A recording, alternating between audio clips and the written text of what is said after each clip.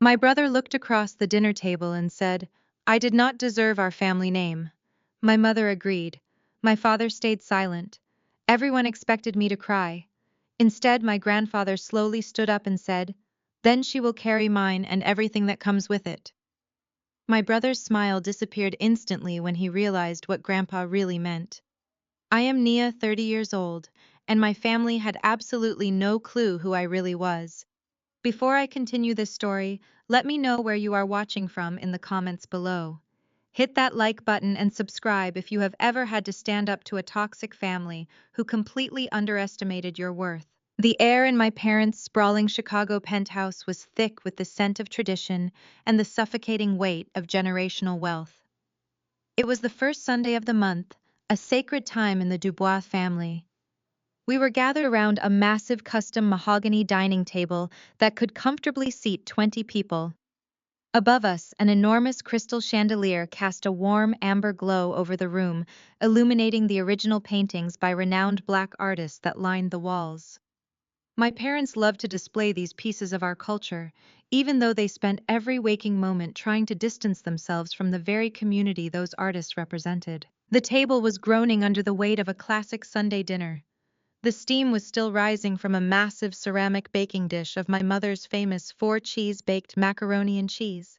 There were platters piled high with perfectly seasoned fried chicken, deep bowls of slow-braised collard greens with smoked turkey buttery cornbread still warm from the oven, and sweet candied yams glistening under the dining room lights. For any other family, this would be a feast of love and connection. For the Dubois family, it was just another stage for my brother Trey to exercise his dominance. I was quietly cutting the piece of chicken, enjoying the rare moment of silence, when a thick, heavy stack of legal documents suddenly slammed onto the table. The sudden noise echoed through the grand dining room like a gunshot. Trey had tossed the heavy file across the polished oak wood with such aggressive force that it violently struck my crystal water glass. The glass tipped dangerously, sloshing ice-cold water over the rim and soaking directly into the pristine white linen tablecloth right next to my plate. I did not flinch. I slowly set down my fork and knife.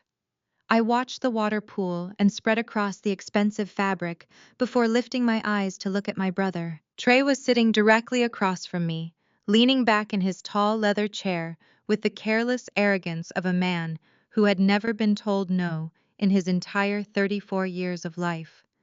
He was the undisputed golden child of the Dubois Empire. He wore a custom-tailored suit that probably cost more than most people make in 6 months, his posture radiating a toxic blend of corporate greed and unearned entitlement. He served as the director of the Dubois Investment Fund, a title my parents essentially handed to him on a silver platter the moment he graduated. "Sign it," Trey commanded. His voice was flat, sharp, and stripped of any familial warmth. He pointed a manicured finger at the damp stack of legal papers resting by my plate. "Sign the relinquishment forms, Nia. You are giving up your shares in the family trust fund effective immediately." The entire dining room went dead silent. The clinking of silverware stopped completely. I looked down at the top page of the document. The bold legal text was demanding my absolute surrender of my birthright. They were asking me to voluntarily erase my financial existence from the Dubois legacy. Before I could even process the sheer audacity of his demand, the soft, deliberately sweet voice of his wife cut through the silence. "It really is for the best," Nia Harper said. Harper was my 32-year-old sister-in-law. She was a wealthy white woman from a prominent political family, and she possessed an absolute mastery of weaponized fragility. She loved to play the innocent, well-meaning victim while delivering the most devastating racially coded microaggressions imaginable. She sat next to Trey with perfect posture, her blonde hair flawlessly styled, wearing a pastel designer dress that made her look like a catalog model for affluent suburban wives. Harper reached out with a delicate hand and adjusted the stem of her wine glass, offering me a smile that was so fake it practically cracked her face. "Trey and I are in the final stages of securing land for our new luxury resort project," she continued, her voice dripping with artificial sympathy. "It is going to be a massive undertaking, a world-class destination right here in the city." but the board requires us to show overwhelming liquidity. We need to consolidate the family capital to secure the development rights. We simply need to mobilize your portion of the trust fund to make this vision a reality. I leaned back in my velvet chair, taking a slow, deliberate sip of my sweet tea. I kept my face entirely impassive. Inside my mind, I was calculating every angle, observing every micro expression around the table. They honestly believed I was just going to hand over millions of dollars because they asked. They thought I was weak. They thought I was a failure because I had refused to join the family investment firm, choosing instead to open my own independent consulting agency. They assumed my business was a struggling, insignificant little passion project. They had no idea that I was actually a crisis public relations and financial fixer for the global elite. They had no idea that I personally managed damage control and shadow investments for billionaires, moving amounts of money that would make Trey's entire luxury resort project look like a child's lemonade stand. Honestly, Nia Harper sighed softly, placing a hand on her chest, as if she were deeply pained by the conversation. You have to understand our position.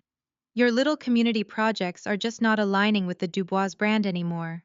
All those initiatives you run down in the slums, those neighborhood centers and youth programs, they are a really bad look for a family of our stature. I felt a cold, sharp focus settle over me. The camera in my mind pushed in slowly on Harper's smug, condescending face. She had just referred to the historic black neighborhoods, where my grandfather had started his very first business as slums. She was sitting in a house paid for by generational wealth generated from those exact streets, and she was casually insulting the people who lived there. We are elevating the family name to a new tier of high society. Harper went on, taking a sip of her expensive red wine. Especially now that Trey is laying the groundwork for his city council run next year. We need to project elite, untouchable success to our investors and the political donors. Your struggling neighborhood charities, and your insistence on associating with that element just drag down our family reputation. It makes us look common. You do understand that, do you not, sweetie? I looked at her, watching the way she batted her eyelashes, completely convinced of her own superiority. She was asking me to fund her gentrification project while actively degrading the community I loved. She wanted to erase the history of the Dubois family and replace it with a sterilized, whitewashed country club aesthetic. Trey nodded in agreement with his wife, leaning forward and resting his elbows on the table. You have been playing savior for years, Nia. And where has it gotten you? He sneered. You are 30 years old and you have nothing to show for it. No real career, no political influence, no real money. Dad and Mom have spent years covering for your embarrassing career choices, telling their friends you are just finding yourself. Well, the time for finding self is over. The family needs this capital to grow. You are going to sign those papers today, or you are going to find yourself entirely cut off from this family. I slowly turned my gaze from Trey to my parents, waiting to see if they would intervene. I waited to see if my mother would defend me, or if my father would remind Trey that the trust fund was set up by Pops to ensure all his grandchildren were protected equally. They did absolutely nothing. My mother Lorraine just stared down at her plate of food, refusing to meet my eyes, her silence speaking volumes about where her loyalties truly rested. My father Elias simply swirled the ice in his whiskey glass, looking mildly annoyed that this business transaction was interrupting his Sunday dinner. They had made their choice. They were sacrificing their daughter to feed the endless, insatiable greed of their golden son. The silence in the dining room stretched out heavy and suffocating. The air felt charged with electricity. I looked down at the legal document one more time. The paper was crisp, the legal jargon dense and aggressive. I slowly reached out and placed my hand flat against the document. I could feel Trey's triumphant gaze on me. He thought he had won. He thought he had cornered the weak, helpless little sister. He thought he was the smartest person in the room. He was about to find out just how disastrously wrong he was. The scrape of heavy silver against fine bone china suddenly shattered the suffocating tension in the room. My mother Lorraine broke the silence with a deliberate, calculated movement that spoke volumes about her priorities. She reached across the massive mahogany table with the ornate silver serving tongs, completely bypassing my empty plate. Instead, She zeroed in on the center platter of fried chicken, carefully selecting the largest, crispiest, most perfectly golden brown chicken leg from the pile. With a motherly fondness she reserved exclusively for one person in the room, she dropped the choice piece of meat onto Trey's plate with a heavy, satisfying thud. She took a pristine white linen napkin and slowly wiped her fingers, refusing to look in my direction. She took a sip of her ice water, swallowed, and finally raised her eyes to meet mine.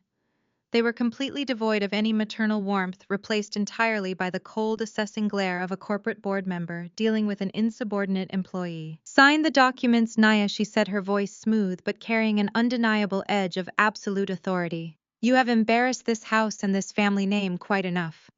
I sat perfectly still, absorbing the casual cruelty of her words. "When you threw away that highly competitive, prestigious internship at Chase Bank 5 years ago," my mother continued, her tone dripping with disappointment, "your father and I were humiliated. We pulled every string we had to get you into that program. And what did you do? You abandoned a guaranteed six-figure starting salary to run around the city doing those nowhere jobs. You opened that little consulting office in a strip mall and started playing savior to people who will never amount to anything. We turned a blind eye to it. We let you have your little rebellion because we thought you would eventually grow out of it and come to your senses. But you are 30 years old now. You are not a child playing charity worker anymore." She pointed a manicured finger toward my brother, who was currently tearing into the chicken leg she had just served him, with a look of supreme satisfaction. "Trey is the actual future of this family," my mother stated with absolute conviction. "He is building a tangible empire. He is taking the Dubois legacy into the 21st century, and he needs that trust fund money to secure this resort deal. You do not need it to fund whatever it is you do all day. Stop being selfish and do what is right for your family." The betrayal stung, even though I had expected it. They viewed my independence not as a triumph, but as a direct insult to their rigid, status-obsessed way of life. I slowly shifted my gaze to the head of the table.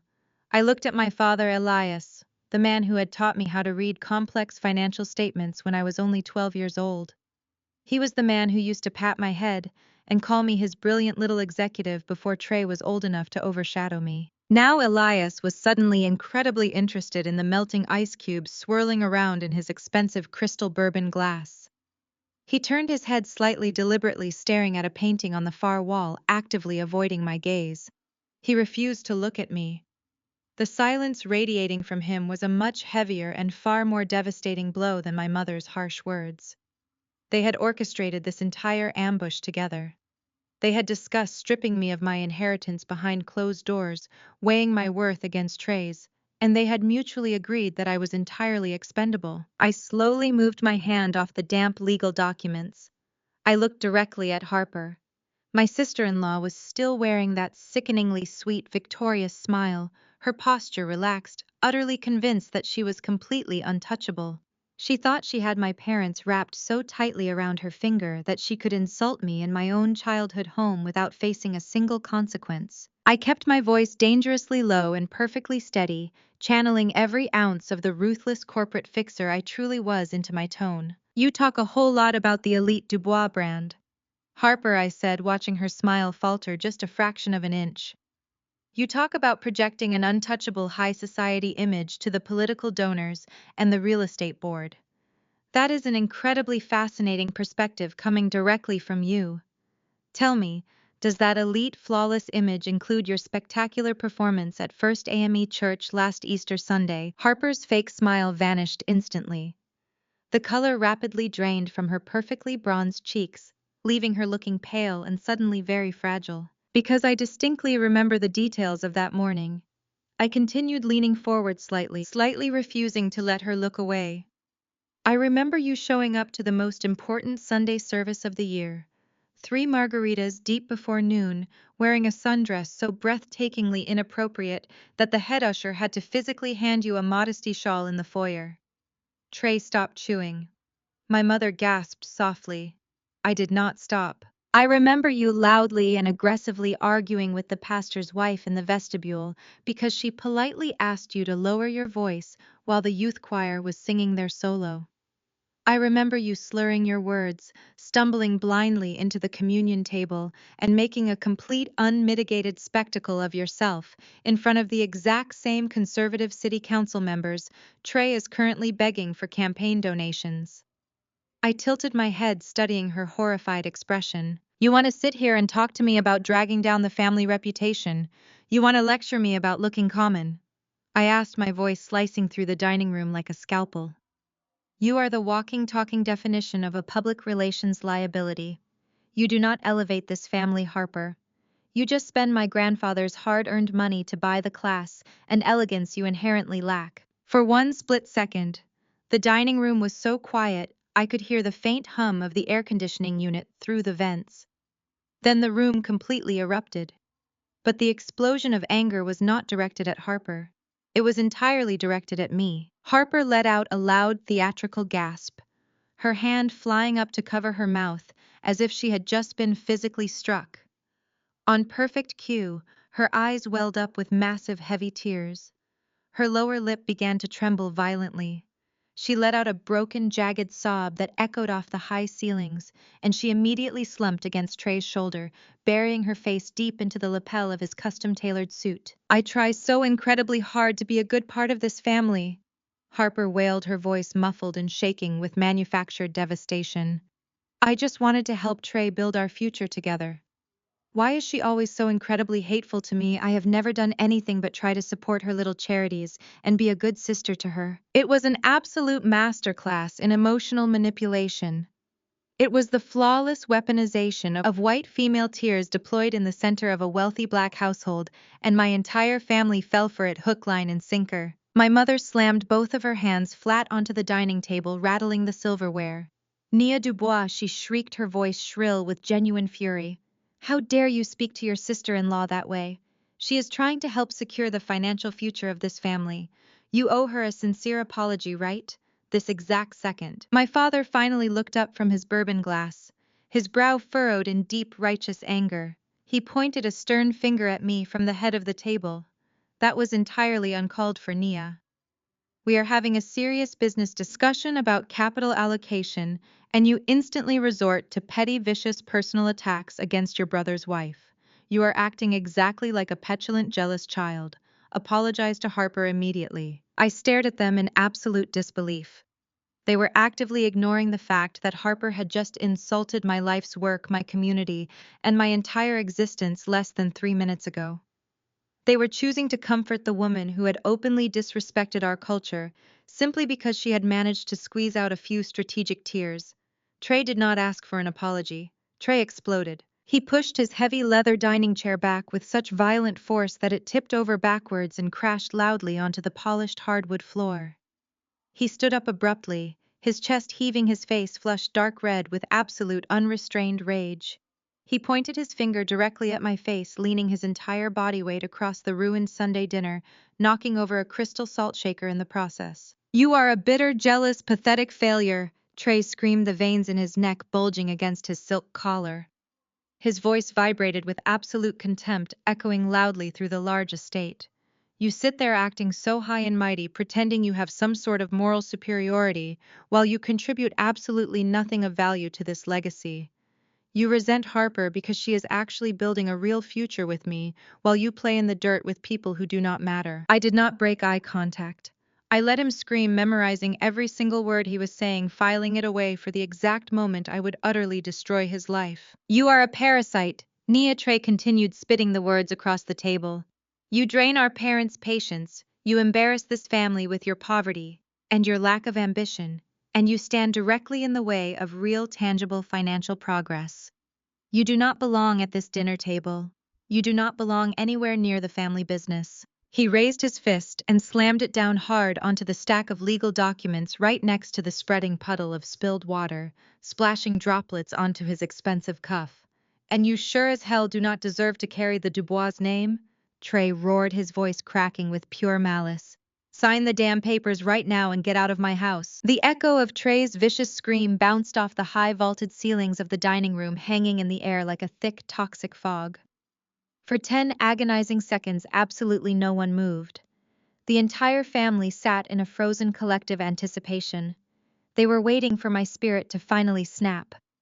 Harper subtly adjusted her posture, practically vibrating with smug satisfaction, her eyes fixed entirely on my face, hungrily searching for the first sign of a tear.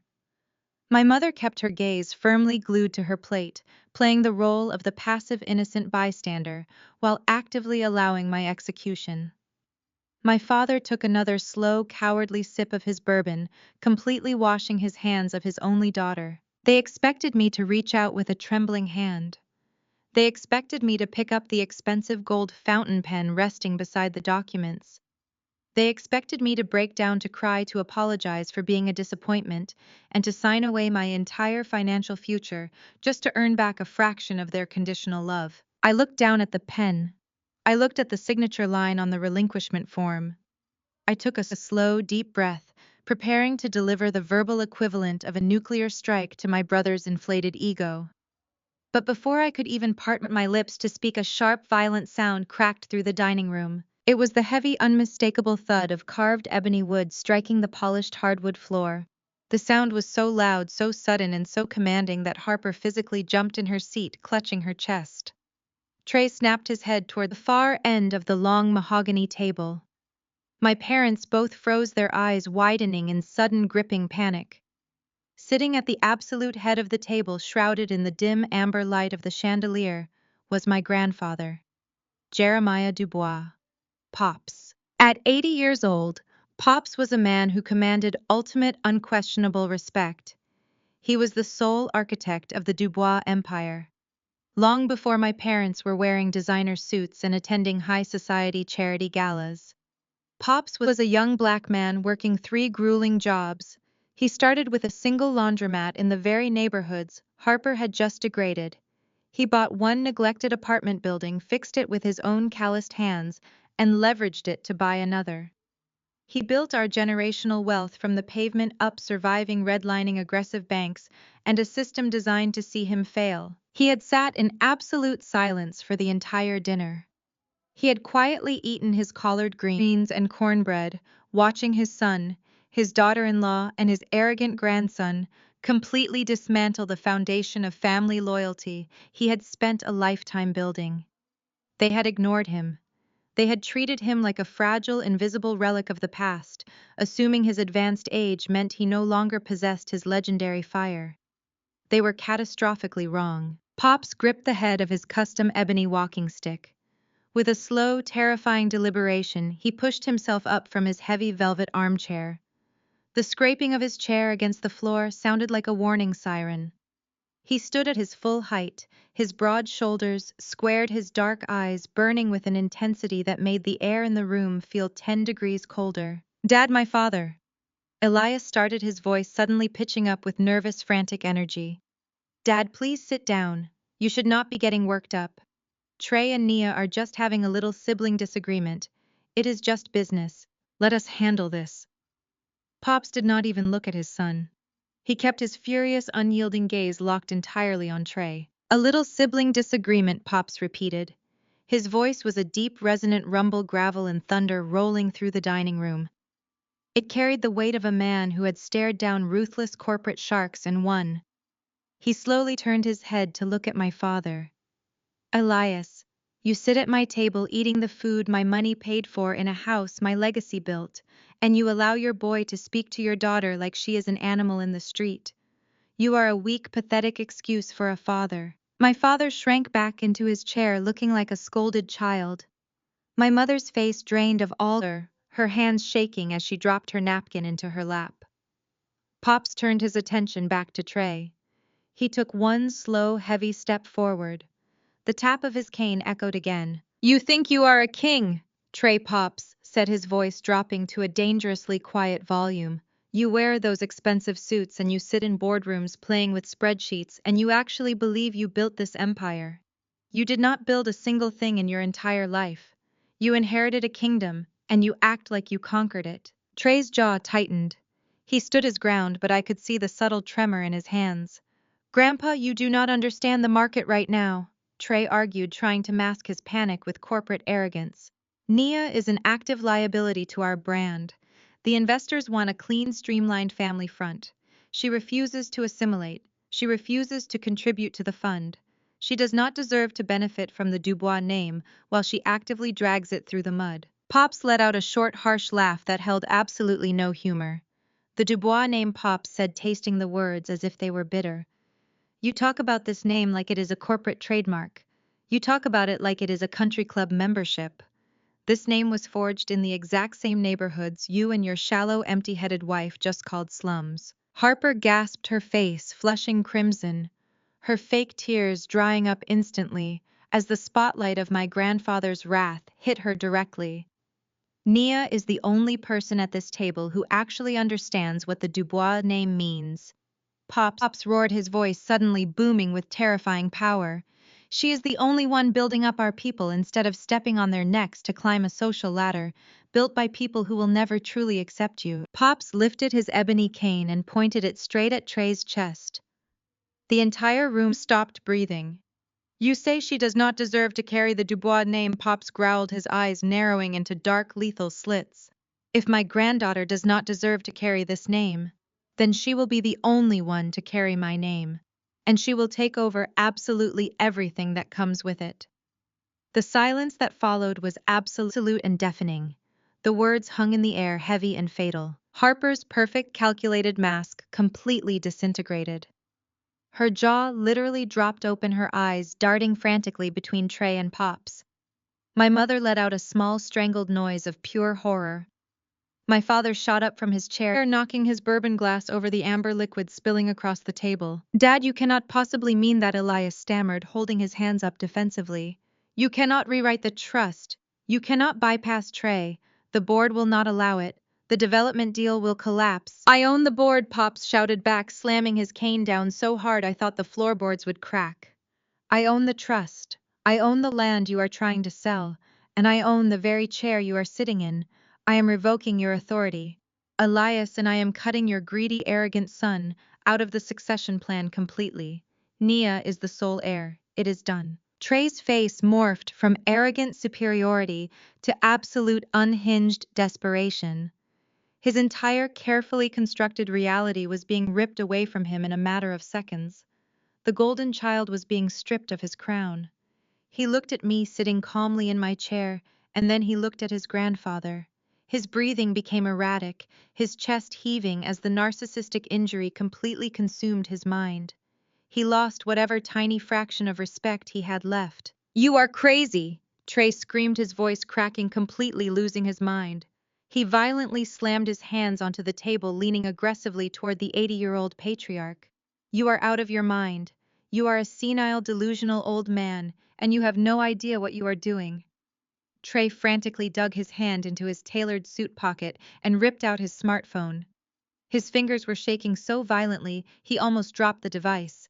He glared at my father, his eyes wild and manic. Dad, do not just stand there, Trey yelled, waving the phone in the air. I am calling the corporate lawyers right now. We are not letting this old fool destroy our future because he has a soft spot for this failure of a sister. We are calling an emergency board meeting.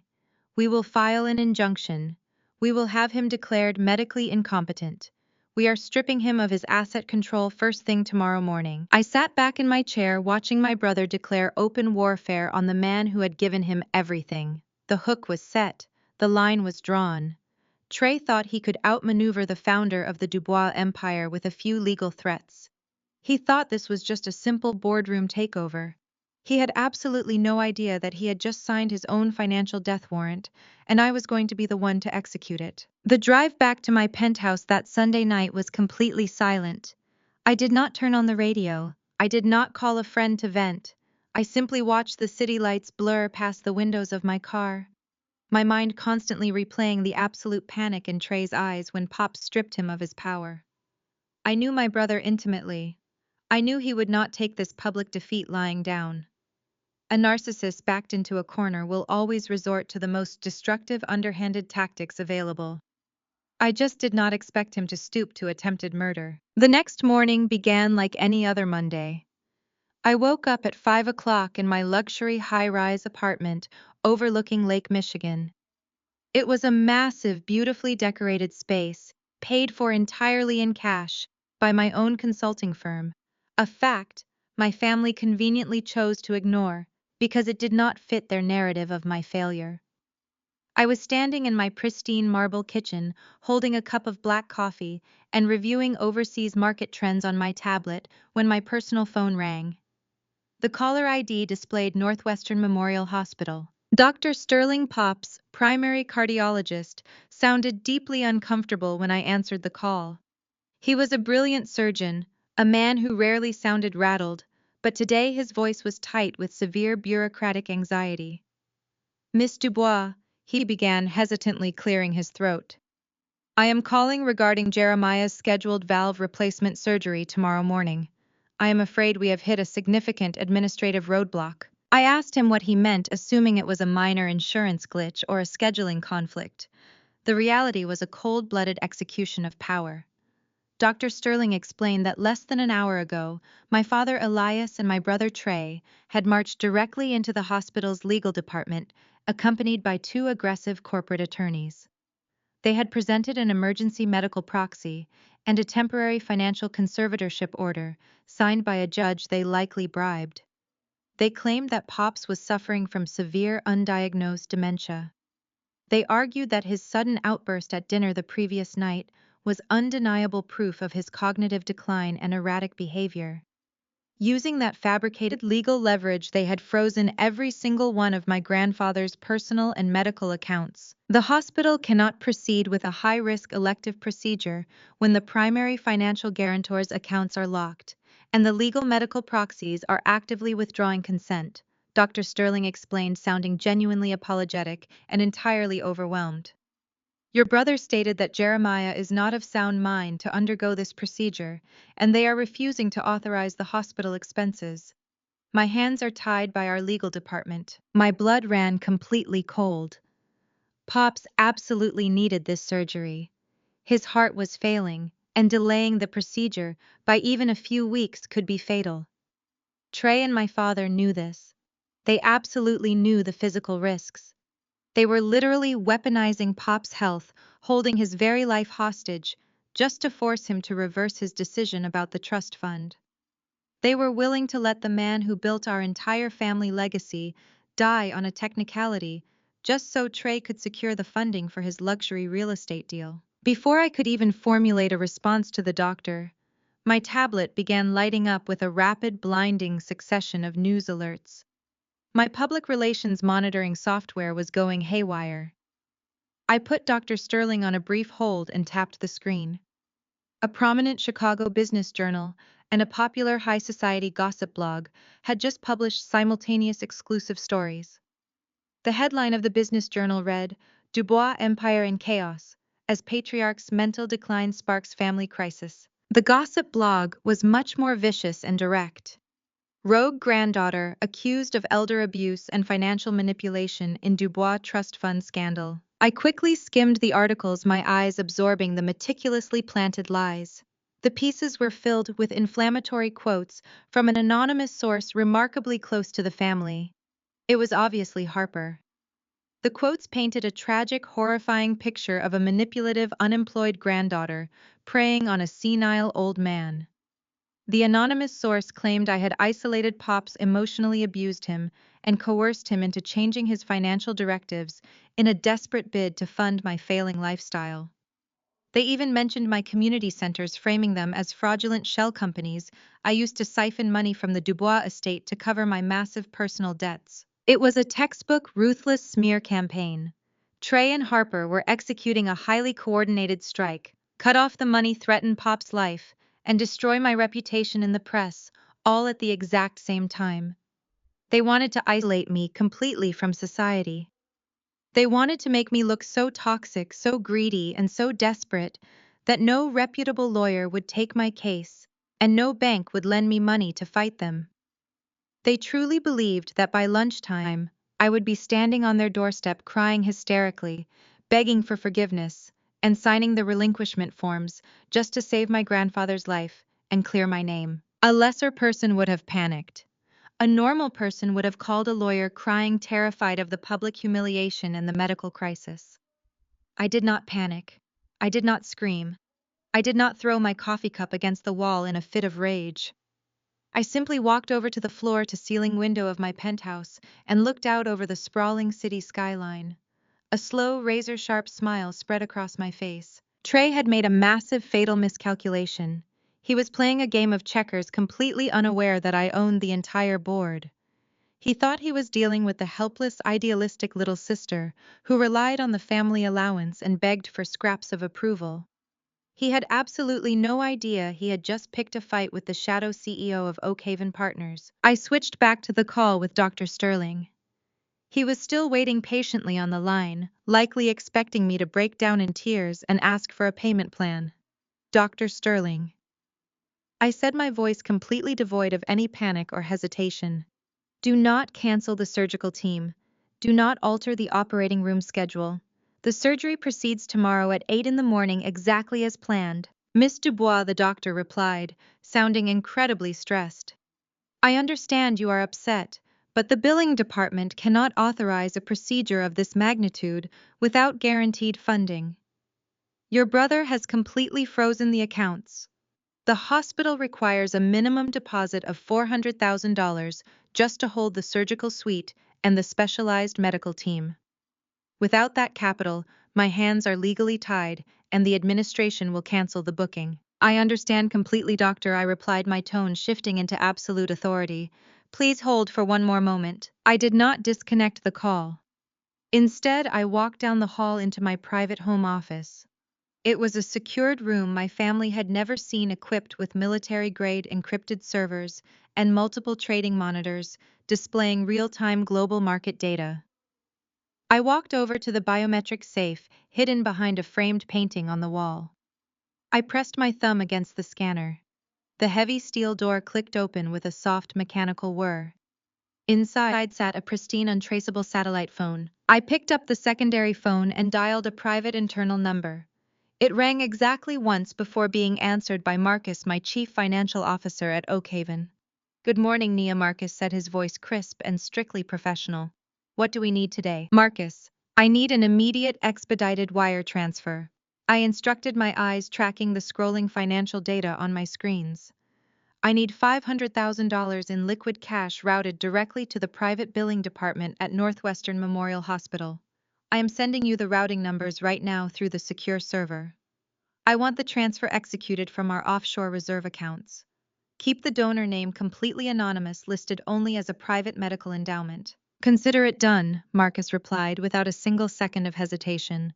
The funds will be verified in their account within the next 4 minutes. Do you need anything else flagged for review before the morning meetings? No, I said, my smile widening into something genuinely dangerous. Just prepare the legal team. We are going hunting this week.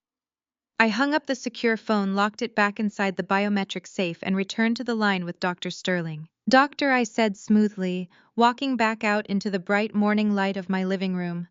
I highly suggest you refresh your billing department's ledger in about 3 minutes. You will find a direct cash wire transfer of $500,000 sitting in the account specifically earmarked for Jeremiah Dubois' medical expenses. That covers the surgical suite, your entire specialized team, and his premium recovery care for the next month. Paid in full. No insurance companies, no family trust funds, and absolutely no input from my brother or my father. I could hear the absolute stunned silence on the other end of the line. The sound of rapid typing echoed through the phone as the doctor presumably messaged his internal billing system to check. A sharp gasp of disbelief told me the money had officially landed. Miss Dubois, the doctor stammered, completely losing his professional composure. The funds, they are already here, but your brother said you had no access to capital. He said you were financially destitute. My brother says a lot of things, doctor, I replied, my voice dropping to a low, icy whisper that commanded absolute obedience. He is about to learn that he does not control the universe. Keep my grandfather safe. I will handle the rest. I ended the call and tossed my phone onto the marble counter.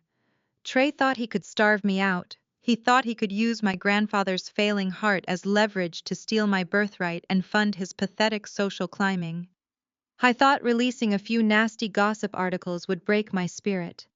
He had awoken a monster, and I was going to systematically dismantle his entire life. I spent the next 48 hours letting Trey and my father marinate in their false sense of victory. I knew they were aggressively checking the hospital billing system, trying to figure out how a seemingly bankrupt unemployed woman had instantly produced $500,000 in untraceable liquid cash. They were scrambling, but they were arrogant enough to believe my sudden influx of funds was a fluke, a desperate loan from a foolish friend, or a final unauthorized drain on one of Pop's old accounts. They decided to push forward with their agenda completely blind to the trap closing around them. The battlefield shifted on Wednesday evening to the sprawling manicured grounds of the Oakbrook Country Club. It was the night of the Heritage Excellence Gala, an annual highly exclusive fundraising event that served as the absolute epicenter of Black high society in Chicago. Generational wealth, political power, and corporate dominance all collided in one grand ballroom. For Trey, this night was critical. He needed to secure the final pledges from the real estate board and several key city council members to launch his luxury resort development and his upcoming political campaign. I arrived precisely an hour after the doors opened. I stepped out of my hired car wearing a custom-tailored floor-length emerald green silk gown. The fabric was sleek, aggressive, and completely unforgiving, flowing around me like liquid glass. I paired it with vintage diamond drop earrings that I had purchased myself at an auction in Geneva. I looked exactly like the billionaire power broker I was, but to the people inside that building heavily influenced by Trey's vicious media smear campaign, I was a rogue, desperate daughter clinging to the fringes of relevance. The moment I stepped past the velvet ropes and into the grand ballroom, the temperature in the room seemed to plummet. I could instantly feel the heavy judgmental weight of 100 pairs of eyes locking onto me. The jazz band playing softly in the corner was nearly drowned out by the sudden sweeping wave of harsh whispers. Trey and Harper had done their malicious work perfectly. The planted articles accusing me of elder abuse and financial manipulation had circulated through every group chat and inbox in this room. I kept my spine perfectly straight and my chin elevated. I did not shrink away from their stares. I walked directly into the center of the ballroom, carrying myself with the untouchable grace of a woman who held the executioner's switch. It did not take me long to spot my target. Harper was holding court near the massive crystal champagne fountain. She was strategically positioned in the center of a tight circle of the city's most powerful, wealthy Black matriarchs. These were the women who controlled the philanthropic boards, the women whose husbands owned the banks and the zoning committees. Harper was wearing a pale blush gown, looking incredibly fragile and delicate, playing the role of the exhausted, deeply concerned daughter-in-law to absolute perfection. I slowly walked toward the group close enough to hear her without being immediately noticed. Harper was delicately pressing a lace handkerchief to the corner of her eye, weaponizing her white fragility. In a room full of people, her ancestors would not have even allowed through the front door a generation ago. It has just been an absolute nightmare for Trey, Harper was saying, her voice trembling with manufactured grief. We are just so heartbroken watching Jeremiah lose his mental faculties. Dementia is such a cruel disease. But the hardest part is watching family take advantage of a sick, confused old man. Trey is trying everything to protect the family estate, but Nia is just draining the accounts dry to fund her lifestyle. It is a tragedy, it truly is. A collective murmur of sympathetic disapproval rippled through the circle of wealthy women. They were shaking their heads, eating out of the palm of her hand. I did not wait another second. I stepped directly into the circle, placing myself right in front of Harper. "Good evening, ladies," I said, my voice rich, warm, and carrying effortlessly over the music. "I hope you are all enjoying the gala." The circle went completely silent.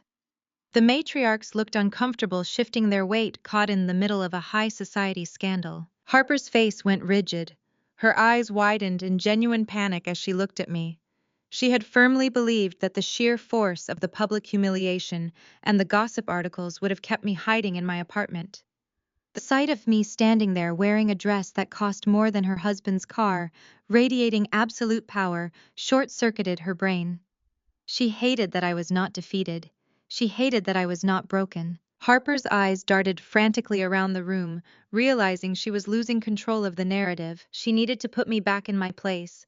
She needed to assert her dominance and humiliate me so thoroughly that I would be forced to flee the event in shame. She was holding a full brimming crystal flute of vintage champagne in her right hand. She took a tiny step forward, pretending to turn toward one of the older women in the circle. With a calculated, incredibly deliberate clumsiness, she shifted her weight and violently jerked her wrist backward. The entire glass of freezing cold, sticky champagne flew through the air and splashed directly across the bodice of my emerald silk gown. The liquid hit my chest with a shocking chill, soaking instantly into the delicate, unforgiving fabric. A massive dark stain immediately began to spread across the front of the dress, ruining the expensive silk in seconds.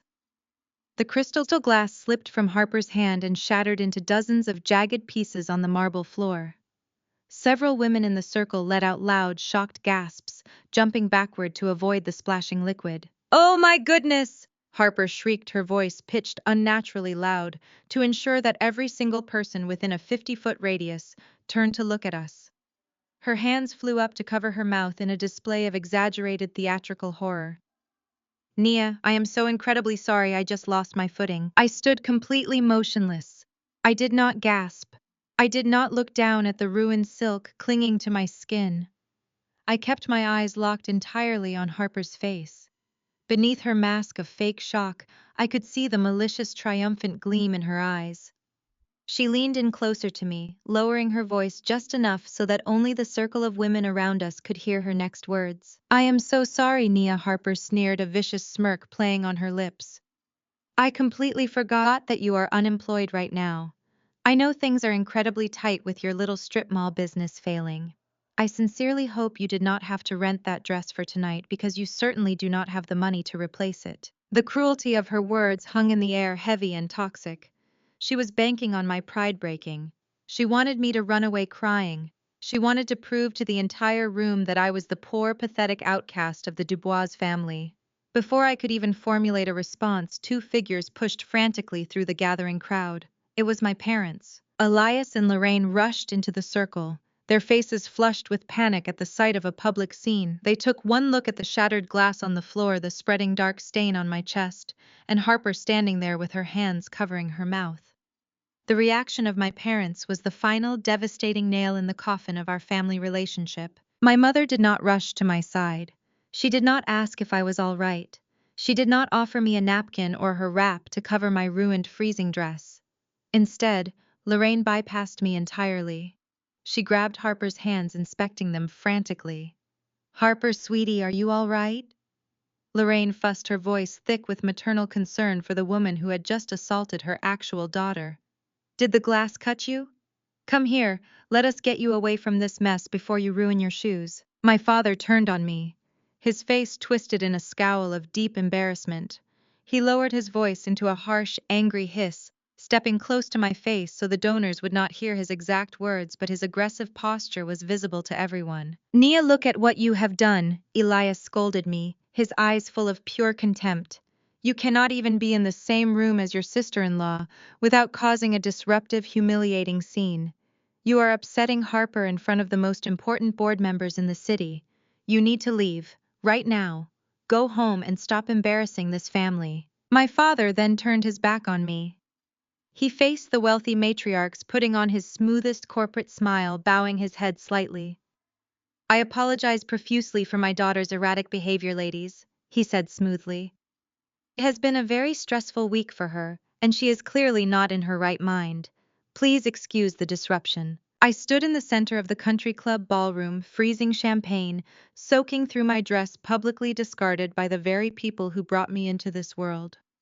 My mother was actively comforting my attacker. My father was actively apologizing to the public for my existence. They had just chosen their side definitively and permanently. They had chosen the illusion of power over their own flesh and blood. I looked at my mother, wiping imaginary tears from Harper's eyes. I looked at my father, desperately trying to smooth over the social ripples. The camera in my mind pushed in slowly on my own face. I did not shed a single tear. I did not raise my voice. I did not run toward the exit. A slow, terrifyingly calm smile spread across my face. It was the smile of a woman who had just been handed the moral justification to absolutely annihilate everything these people held dear. They thought this was the end of the embarrassment. They thought they had successfully chased me out of their elite circle. They were about to discover that the night had not even begun. My father stood with his arm extended toward the heavy oak double doors of the ballroom, his face a mask of rigid, unforgiving authority. He was giving me a direct order to flee, fully expecting the weight of his disapproval and the collective judgment of Chicago's black elite to crush my spirit. He expected me to hang my head, turn around, and disappear into the humid night air, validating every single malicious rumor they had planted about me in the press. I did not move a single muscle toward the exit. The jazz band in the corner had stopped playing. The low hum of overlapping conversations had completely flatlined. The wealthy matriarchs, the city council members, and the corporate executives were all watching with bated breath, eager to see the disgraced Dubois daughter finally break.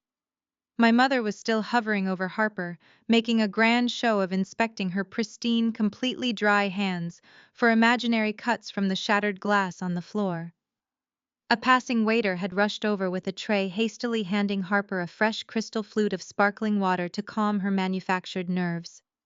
She took it, her fingers delicately grasping the stem, preparing to bask in her ultimate social victory. I slowly opened my vintage clutch. I reached inside and retrieved a small monogrammed silk handkerchief. I took one deliberate step forward, completely bypassing my father's outstretched arm. I ignored my mother entirely.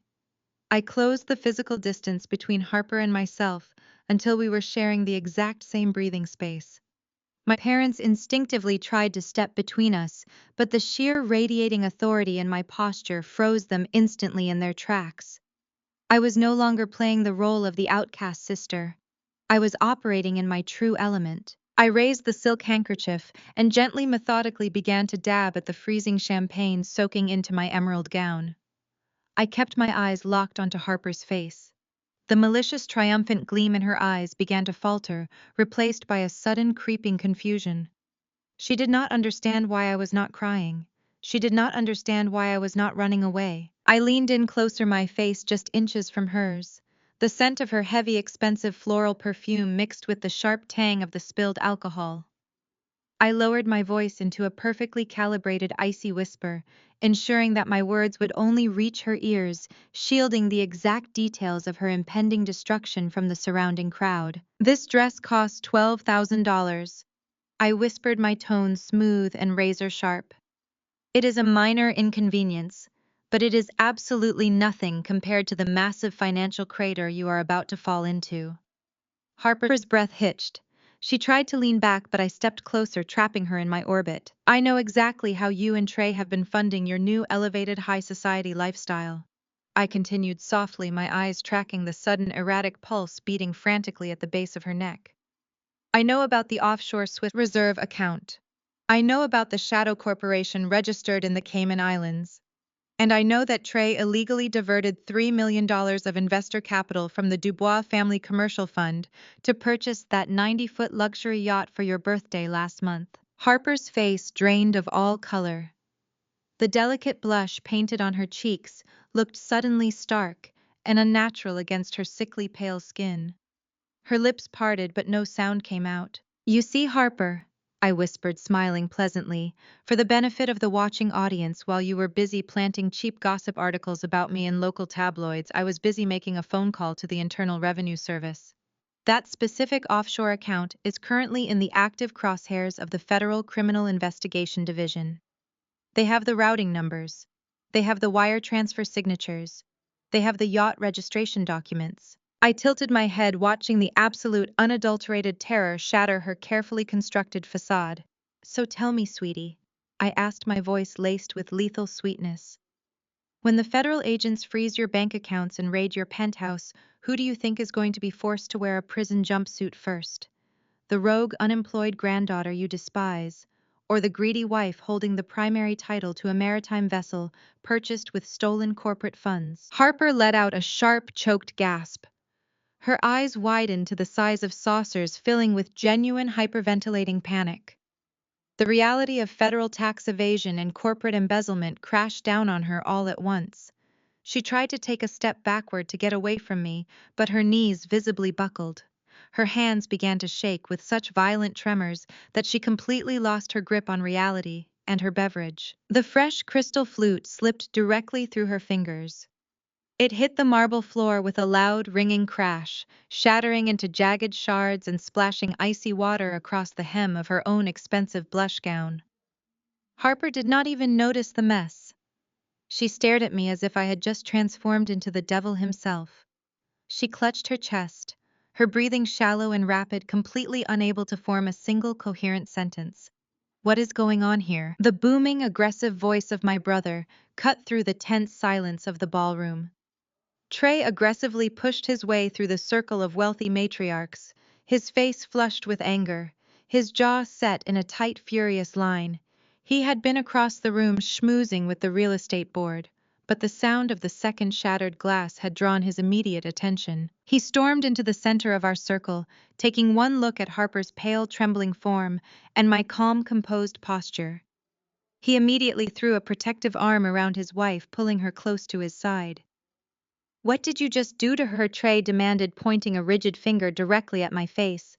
He turned to my parents, who were standing frozen in shock. "I thought I told you to get her out of this building. I will call security right now and have her physically dragged out into the parking lot." Harper grabbed the lapel of Trey's suit jacket, her knuckles turning white.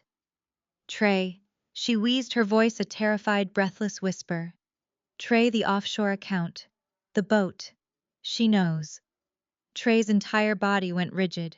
The aggressive, domineering anger vanished from his face in a fraction of a second, replaced by the exact same sickening pallor that had just overtaken his wife. He looked at me, his eyes wide and searching, silently begging for confirmation that he had misheard her. I offered him a bright, exceptionally polite smile, gently adjusting the strap of my vintage clutch. Before Trey could even open his mouth to demand an explanation, a sharp, intrusive sound pierced the air. It was his personal cell phone ringing from inside his tailored breast pocket. It was a specific, high-priority ringtone he only used for the lead financial counsel of the Dubois Family Trust. Trey hesitated. He looked at me, then down at his phone. The device kept buzzing insistently, a demanding vibration that echoed the sudden spiraling panic in his chest. With shaking fingers, he pulled the phone out and pressed it to his ear, never taking his eyes off my face.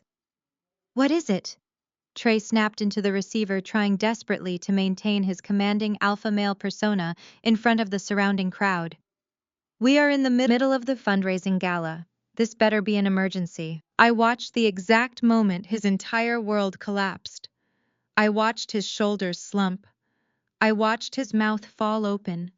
I watched the arrogant, untouchable golden child of the Dubois family realize that he had just stepped into a bear trap. "What do you mean the debt was purchased?" Trey stammered, his voice cracking completely, forgetting his audience. He took a stumbling step backward, releasing his grip on Harper. "No, that is impossible. We structured that loan internally. The bank cannot just sell the mortgage without notifying me." The voice on the other end of the line was frantic, buzzing loudly enough for me to hear the panicked cadence, though the exact words were muffled. Trey began pacing in a small, tight circle, rubbing his free hand over his face. "You listen to me," he yelled into the phone, his voice echoing off the crystal chandeliers. "That specific portfolio contains the historical properties. That is the original laundromat. That is Pop's first apartment building. That is the absolute foundation of the Dubois family legacy. If we lose that collateral, the entire luxury resort deal is dead in the water. Who bought the debt?" He stopped pacing. He listened to the answer. His phone slowly dropped from his ear, hanging limply at his side. He looked at my mother, who was staring at him in total confusion. He looked at my father, who was suddenly stepping forward, demanding to know what was happening to the family trust. Finally, Trey looked directly at me. His eyes were filled with a mixture of absolute dread and creeping, horrifying realization. I had leveraged the heart and soul of my grandfather's historical legacy to secure the funding for his gentrification project. He had put the blood, sweat, and tears of our ancestors up as collateral, assuming he could control the bank just like he controlled our parents. An anonymous corporate holding firm just bought the entirety of our outstanding debt. Trey whispered, his voice shaking so badly it barely carried across the circle. They bought the mortgage on the historical properties. They hold the deed. They can foreclose on our entire legacy tomorrow morning. I smiled, a genuine radiant expression of pure victory. I turned on my heel, the ruined silk of my emerald dress flowing behind me, and walked gracefully toward the exit, leaving my family drowning in the wreckage of their own greed. Less than 4 hours after the hospital wire transfer cleared the heavy mahogany double doors of my penthouse did not just open, they were violently thrown wide. The loud crash of the wood striking the entryway wall echoed through my pristine, minimalist living room. I did not flinch. I did not stand up. I simply remained seated on my white leather sofa, slowly swirling the dark roast coffee in my mug, waiting for the circus to enter my home. Trey marched into my apartment like a man possessed. His normally flawless designer suit was completely rumpled, his tie loosened and his face flushed with a desperate manic shade of crimson. Right behind him was my father, Alice, wearing an expression of manufactured, deeply fake parental concern. But what truly set the scene were the two uniformed Chicago police officers trailing awkwardly behind them, their hands resting cautiously near their utility belts. "Where are the papers?" Trey barked, his voice echoing sharply against the floor-to-ceiling glass windows. "Where is the fraudulent power of attorney you forced him to sign?" I took a slow, deliberate sip of my coffee. I placed the mug onto a custom marble coaster, taking my absolute time, refusing to validate his frantic energy. "Good afternoon, gentlemen," I said smoothly, directing my gaze entirely to the two police officers. "Can I offer you a bottle of water and espresso? You look a bit overheated." Miss Dubois, the older of the two officers, said, stepping forward with a hesitant, distinctly uncomfortable posture. He glanced around my immaculate multi-million-dollar penthouse, clearly realizing that this did not look like the scene of a crime. "We received an emergency call from your father and your brother.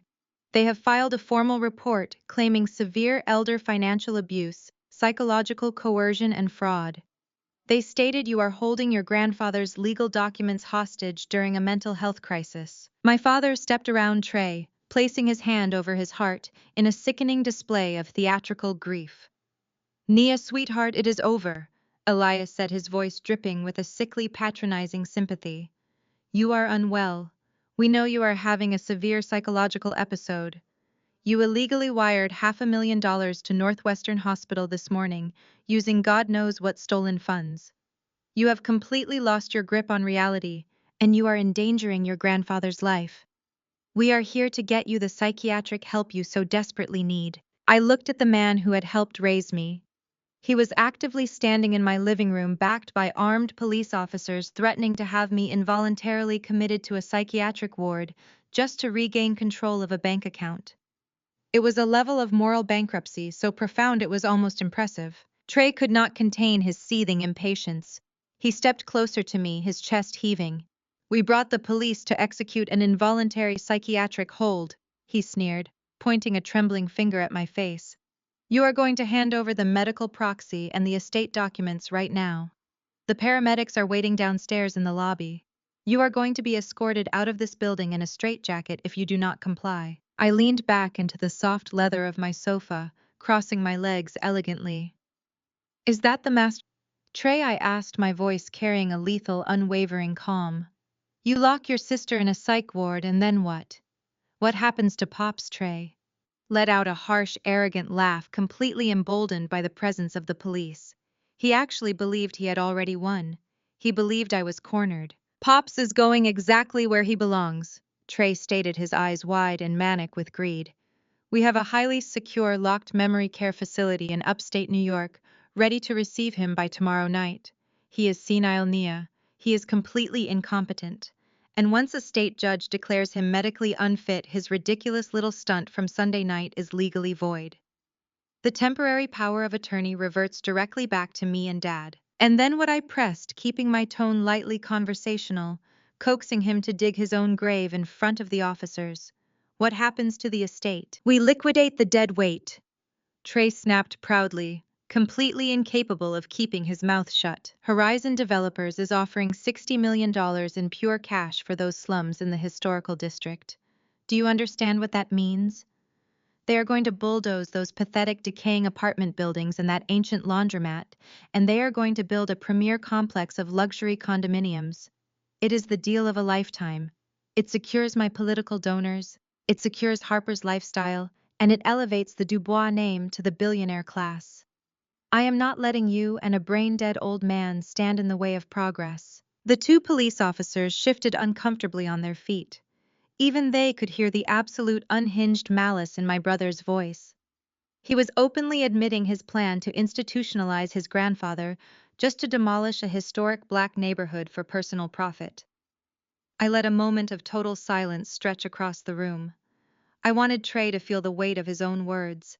I wanted him to bask in his perceived victory for just a few seconds longer. I slowly stood up. I smoothed the imaginary wrinkles from my tailored trousers. "You are incredibly ambitious, Trey," I said softly. "And Dad, your dedication to mental health advocacy is truly inspiring." I turned to the two officers, offering them a polite, entirely unbothered smile. "Officers, you are more than welcome to search my apartment. You can look for whatever fabricated documents my family claims I possess. But before you begin tossing my furniture, I highly suggest you wait exactly 15 seconds." Trey scoffed loudly. "What are you talking about? Are you stalling? Officers, arrest her? She is resisting a medical hold." The distinct melodic chime of my private secure elevator interrupted his shouting. The heavy steel doors of the elevator parted smoothly, revealing three people. The first was a tall, incredibly sharp-looking woman in her late 40s, wearing a charcoal gray bespoke suit and carrying a thick leather briefcase. This was Victoria Sterling, the absolute most ruthless, high-powered corporate litigator in the city of Chicago and my personal lead counsel. Flanking her on either side were two massive, highly trained private security contractors from Oak Haven, my consulting firm. Victoria stepped into my living room with the terrifying grace of a great white shark entering a wading pool. She completely ignored Trey and Elias walking directly toward the two police officers. "Good afternoon, gentlemen," Victoria said, her voice commanding immediate, absolute respect. "My name is Victoria Sterling. I am the lead legal counsel for Miss Nia Dubois, and the primary legal representative for the estate of Mr. Jeremiah Dubois." She snapped her briefcase open, pulling out a thick stack of crisp, legally stamped documents.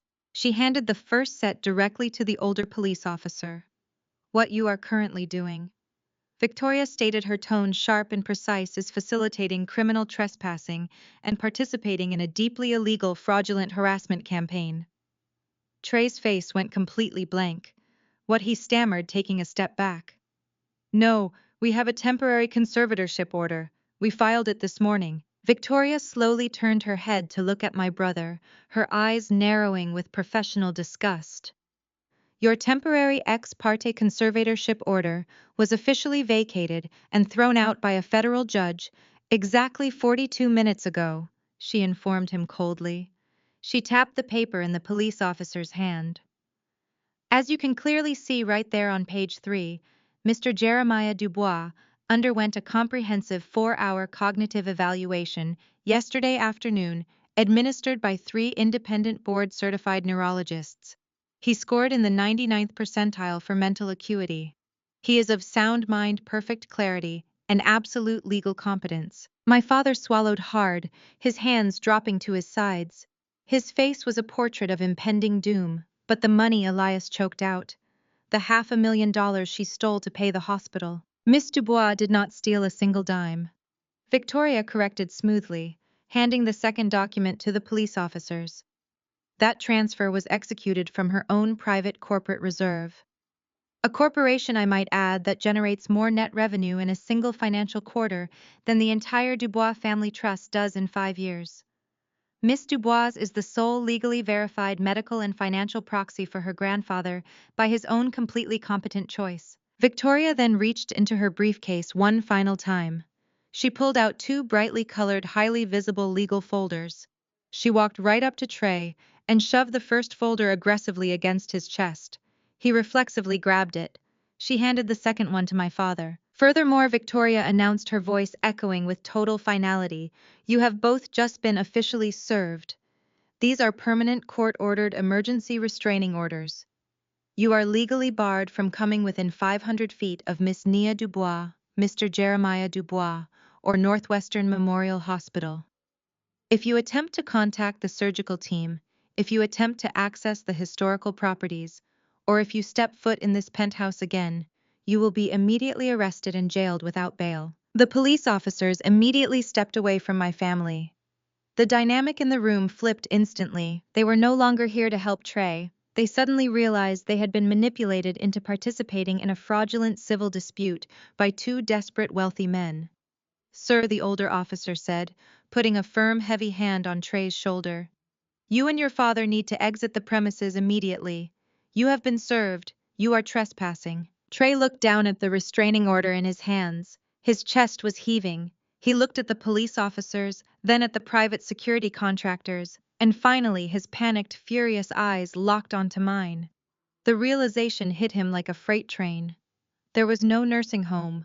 There was no luxury condo development. There was no political campaign. I had anticipated every single one of his moves and completely neutralized him before he even walked through my door. "You cannot do this!" Trey screamed, trying to lunge forward, but the police officer immediately yanked him back, gripping his arm tightly. "You are nothing. You are a nobody." I walked slowly toward him, stopping just out of his reach. I looked him dead in the eye, my voice barely a whisper, yet loud enough to echo in his nightmares. "I am the CEO of Oak Haven Partners," I said, watching his face completely shatter as he recognized the name of the anonymous holding firm that had just bought all of his debt. "And you, Trey, are officially evicted." The two police officers did not hesitate. The sudden introduction of federal legal threats, combined with the terrifyingly composed presence of Victoria Sterling, had completely shattered the illusion of my father and brother being concerned family members. They were now trespassing liabilities. The older officer grabbed Trey by the bicep, physically spinning him toward the entryway. Trey stumbled, his expensive leather shoes slipping awkwardly on the pristine marble floor. He tried to rip his arm away, but the second officer immediately stepped in, placing a firm hand on his opposite shoulder. Elias stood absolutely paralyzed. The man who had spent my entire life dictating the terms of my existence, who had banished me from family dinners and publicly apologized for my behavior just a few nights prior, was now watching his golden child being manhandled out of my home. My father looked at me, his mouth opening and closing, as if trying to formulate a command, but the sheer weight of his complete powerlessness suffocated the words in his throat. Victoria simply pointed toward the door, her expression colder than ice. "Get your hands off me!" Trey shouted, his voice cracking with a pathetic, desperate pitch as the officers frog-marched him into the private elevator corridor. "I am Trey Dubois.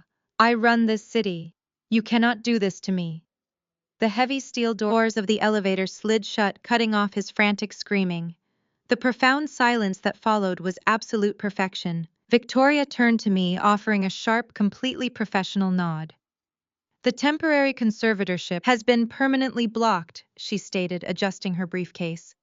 "They cannot touch Jeremiah legally, medically, or financially. I have a team of private investigators monitoring their movements, and the hospital security has been provided with their photographs. If they even drive past Northwestern Memorial, they will be in handcuffs before they can shift their car into park." "Thank you, Victoria," I said, feeling a genuine wave of gratitude for the woman who had helped me build my empire from the shadows. "I will handle the rest from here." Victoria and the security contractors took the secondary elevator down to the lobby, leaving me completely alone in the sprawling, quiet expanse of my penthouse. The adrenaline that had been surging through my veins slowly began to recede, leaving behind a cold, razor-sharp clarity. I had neutralized their immediate threat. I had saved Pops from a horrifying fate in a locked psychiatric ward. I had severed their access to his medical care and ripped the historic properties right out of their greedy hands. But the puzzle was still missing a massive, glaring piece. Trey was arrogant, selfish, and deeply entitled, but he was not suicidal. To openly forge a medical proxy, to bribe a judge for an emergency conservatorship, to risk federal prison, just to liquidate our grandfather's foundational real estate portfolio. It was incredibly sloppy. It reeked of absolute blind panic. A man only moves with that kind of reckless, destructive speed when he is running out of time. I needed to know exactly what was chasing him. I walked past the white leather sofa, down the long, art-lined hallway, and stepped into my private office. I locked the heavy oak door behind me and pressed my thumb to the biometric scanner hidden beneath the edge of my mahogany desk. The wall panel slid back, revealing my secure server room. The ambient temperature immediately dropped the cool air necessary to keep the massive military-grade data towers from overheating. 3 large curved monitors flared to life, illuminating the dark room with a stark blue glow. I sat down in the ergonomic leather chair and cracked my knuckles. It was time to completely dissect the golden child. I pulled up the proprietary financial tracking software my firm used for hostile corporate takeovers. Because Oakhaven Partners had officially purchased the debt on the Dubois family historic properties, I now possess the legal authorization and the routing numbers required to access the internal ledgers of the Dubois Commercial Trust. This was the exact fund my father had handed over to Trey 5 years ago, bypassing me entirely, because as Elias had so bluntly put it, commercial real estate requires a masculine presence to command respect in the boardroom. I bypassed the superficial public-facing accounts Trey used for his daily operations. I did not care about the operational budgets or the payroll ledgers. I ran a deep algorithmic trace on the primary capital reserves, searching for shell companies, offshore wire transfers, and unauthorized liquidations. Lines of encrypted code scrolled rapidly down the center screen. The software was aggressively peeling back the layers of digital obfuscation Trey had poorly constructed. He had clearly hired an expensive accountant to hide his tracks, but they were dealing with standard corporate audits, not a shadow CEO, armed with Wall Street tracking algorithms. 10 minutes later, the firewall cracked. The true, unfiltered balance sheets of the Dubois Family Trust populated across all 3 of my monitors. I stared at the numbers in absolute sickening horror. The core family trust was completely empty. It was not just poorly managed. It was not just suffering from a bad fiscal quarter. It had been systematically, aggressively bled entirely dry. I watched the red deficit numbers flashing on the screen, tracking the massive crater Trey had dug right in the center of our family legacy. He had accumulated a staggering deficit of $5 million. My hands flew across the keyboard, frantically pulling up the transaction histories to see exactly where the money had gone. I expected to see failed real estate investments, poor stock market gambles, or bad corporate loans. Instead, the screen filled with a horrifying, pathetic sequence of wire transfers to offshore accounts in Macau, Monaco, and private server banks in Las Vegas. Trey was not just a bad businessman. He was a degenerate, high-stakes gambler. The transactions painted a vivid, tragic picture of his addiction. He had been chasing his losses for years, siphoning hundreds of thousands of dollars at a time to cover underground syndicate debts. When he lost the liquid cash, he started leveraging the family properties, taking out illegal high-interest shadow mortgages against buildings Pops had owned outright since the 1970s. But the gambling was only half of the disease.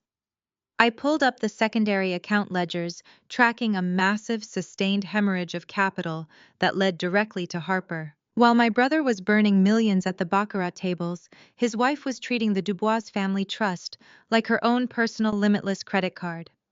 I watched in disgust as the itemized expenses loaded onto the screen. $200,000 wired to a Swiss medical spa for a month-long retreat. $50,000 a month on private jet charters just to fly her friends to New York for weekend shopping trips. Endless rapid-fire transactions at Cartier Chanel and private diamond brokers in Antwerp. The sheer audacity of it made my blood boil. Harper had stood in the center of the country club ballroom just hours ago, wearing a dress bought with stolen money, and publicly mocked me for being unemployed. She had weaponized her fake, delicate victimhood, crying to the matriarchs about how hard it was to watch Pops lose his mind, all while she was literally wearing the proceeds of his stolen legacy around her neck. I leaned back in my chair, the pieces of the puzzle violently locking into place. The Dubois Commercial Trust was scheduled for a mandatory independent third-party audit at the end of the month. It was a standard procedure required by the city zoning board for any firm seeking the massive tax subsidies Trey wanted for his luxury condominium project. The second those auditors looked at the actual books, Trey's entire life would be over.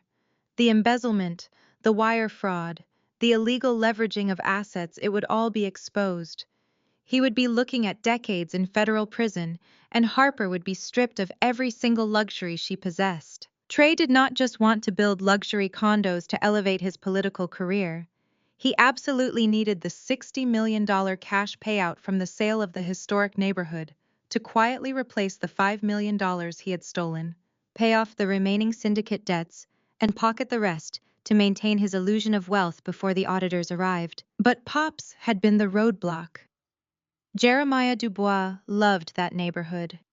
He had built his first laundromat there. He had bought his first apartment building there to ensure Black families had a safe, affordable place to live when the banks refused to give them mortgages. Pops would have never ever authorized the demolition of his life's work just to build sterile glass towers for the ultra-rich. So Trey and Elias had decided to simply eliminate him. They had fabricated the story about his dementia. They had provoked him at the Sunday dinner to document an outburst. They had bribed a judge and forged a medical proxy, all with the explicit, horrifying intention of locking the man who built their entire universe into a psychiatric facility. They were perfectly willing to let his heart fail to deny him life-saving surgery, and to let him rot in a locked ward, all to cover up a gambling debt and a shopping addiction. They were not just greedy, they were absolute monsters. I reached out and hit the print command. The heavy laser printer in the corner of the room whirred to life, churning out page after page of undeniable physical evidence. I watched the stack of papers grow, containing every forged signature, every illegal wire transfer, and every desperate, pathetic attempt Trey had made to hide his crimes. I picked up my secure satellite phone. I did not dial my lawyer. I did not dial the police. I dialed a direct encrypted number that connected to the senior investigative reporter at the most prominent, ruthless financial newspaper in the country. The phone rang twice before a sharp, impatient voice answered. "I have a story for you," I said, my voice carrying the absolute chilling authority of an executioner delivering a final sentence. "And I have the exact paper trail to prove it. The Dubois family empire is entirely bankrupt, and the Golden Child is a fraud. Check your secure inbox in exactly 2 minutes." The morning air was thick with the humid weight of a Chicago summer, but the true suffocating pressure came from the circus erected in the middle of the historic South Side district. Trey was a cornered animal, and a narcissist backed into a corner does not retreat. They doubled down blindly. Despite knowing that Oakhaven Partners held his debt, despite the impending financial audit, my brother chose the most spectacularly arrogant path available. He genuinely believed he could outrun his own ruin. He operated on the delusion that if he could execute the sale of the properties publicly, flanked by local politicians and blinding camera flashes, he could force the transaction through, secure the $60 million payout, and bury his embezzlement forever before my reporter contact published the story. By 9 o'clock on Friday morning, Trey had transformed the street directly in front of Pop's original brick apartment building into a massive, heavily polished public relations event. I watched the live broadcast feed from the secure monitors in my office, tracking his every move before making my own. Trey had spared no expense for his grand finale. A towering stage draped in patriotic bunting had been erected over the cracked pavement. A massive vinyl banner reading, "A New Dubois Legacy," hung across the facade of the very laundromat my grandfather had built with his bare hands. Dozens of folding chairs were filled with city council members, real estate moguls, and wealthy donors. Behind the steel police barricades, the actual residents of the neighborhood stood watching in anxious silence, completely aware that their homes and their community were being auctioned off to the highest bidder. Trey stood at the central podium looking like the perfect visionary young executive. He wore a sharp navy suit, his posture exuding absolute confidence, projecting the illusion of a man who had everything under control. But what truly turned my stomach was the sight of my mother. Lorraine stood directly to Trey's right. She was wearing a pristine white designer suit, her hair immaculately styled, her face radiating absolute sickening pride. She clapped her hands together enthusiastically, beaming at the crowd. She was actively celebrating the destruction of her father-in-law's life work. She was standing shoulder to shoulder with the son who had stolen millions from their family trust, completely indifferent to the trail of deceit and fraud he had left in his wake. As long as Trey maintained the illusion of high society prestige, she was willing to applaud him while he sold our heritage for scrap. My father Elias stood on Trey's left, heartily shaking hands with the mayor of Chicago, playing the role of the dignified patriarch passing the torch. "Thank you all for being here today," Trey announced into the microphone, his voice echoing loudly across the historic block. His tone was smooth, practiced, and dripping with false humility. "Today marks a turning point for this city. For too long, this neighborhood has been left behind, trapped in the past, decaying into a slum that no longer reflects the greatness of Chicago." I watched the screen, my jaw clenching as he blatantly disrespected the safe haven Pops had built for Black families who had nowhere else to go. "It is time for revitalization." Trey continued, gesturing broadly to the properties behind him. "It is time to replace these outdated, crumbling structures with the premier luxury living spaces this district deserves. We are bringing progress. But progress requires difficult decisions, and it requires capable, clear-minded leadership." Trey paused, lowering his head, perfectly mimicking the sorrowful expression Harper had utilized at the country club. "It is with a very heavy heart that my father and I must address the rumors regarding the Dubois family leadership," Trey said, his voice dropping an octave for dramatic effect. "As many of you know, my grandfather Jeremiah Dubois is suffering from severe advanced cognitive decline. It is a tragedy to watch a great man lose his mental faculties. Unfortunately, certain unstable rogue elements within our own family have attempted to exploit his illness, manipulating his confusion to halt this essential development and drag the Dubois name through the mud." My mother nodded solemnly beside him, pressing a hand to her chest in fake sympathy. "That stops today," Trey declared, his voice rising with triumphant authority. "Early this morning, my father and I officially filed an emergency petition with the state Supreme Court to strip all previous medical and financial proxies. We are assuming permanent full legal conservatorship over my grandfather and his estate. We are officially erasing the destructive, erratic individuals who have tried to sabotage this family.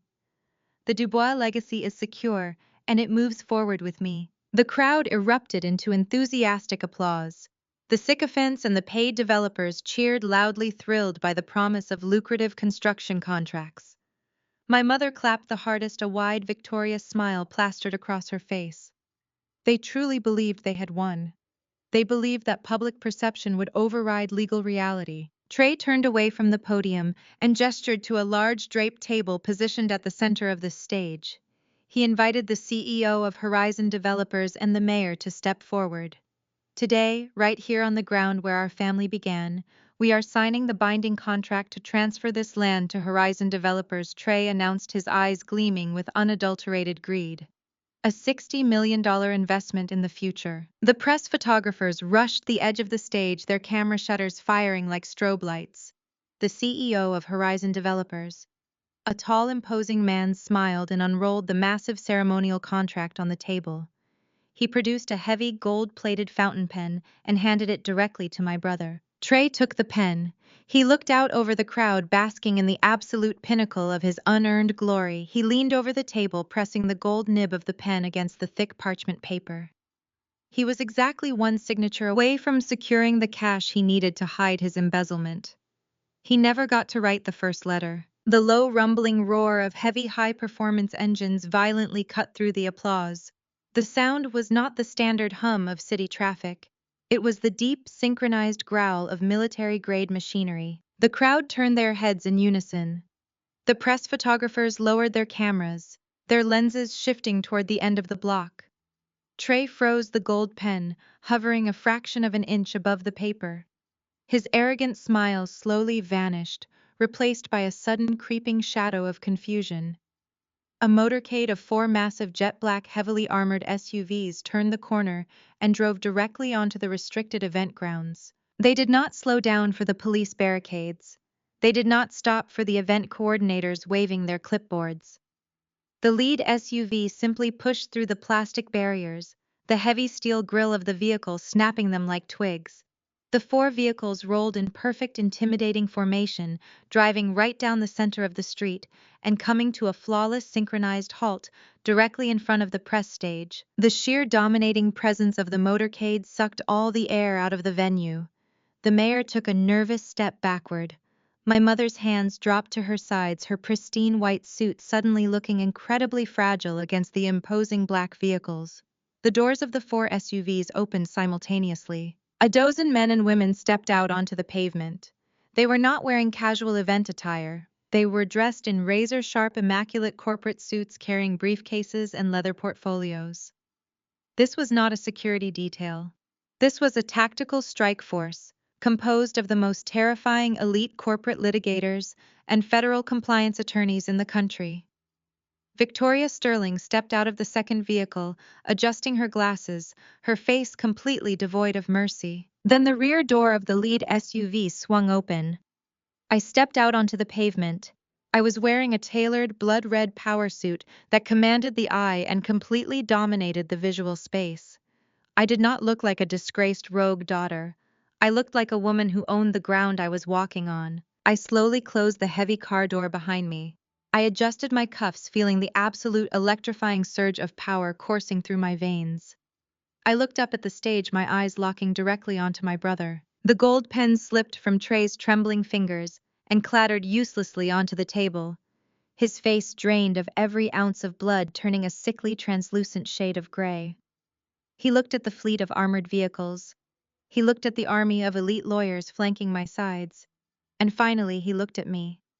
The cameras began flashing furiously again, pivoting away from the golden child and focusing entirely on the woman who had just arrived to burn his empire to the ground. I did not walk. I marched. My heels struck the cracked pavement with rhythmic, unrelenting precision. Victoria Sterling matched my pace flawlessly on my right, clutching a thick, red-stamped leather portfolio against her chest. The Oak Haven private security contractors immediately fanned out, forming an impenetrable human wall between the press pool and the stage. The murmurs of the crowd erupted into a chaotic symphony of shouted questions and rapid camera clicks. Trey's face morphed from ashen panic to a violent, desperate rage. He slammed his fist onto the wooden podium, leaning into the microphone. Security Trey bellowed, his voice cracking with panicked authority. "Remove this woman immediately. She has absolutely no authorization to be on this site. Officers arrest her for trespassing and disrupting a city-sanctioned event."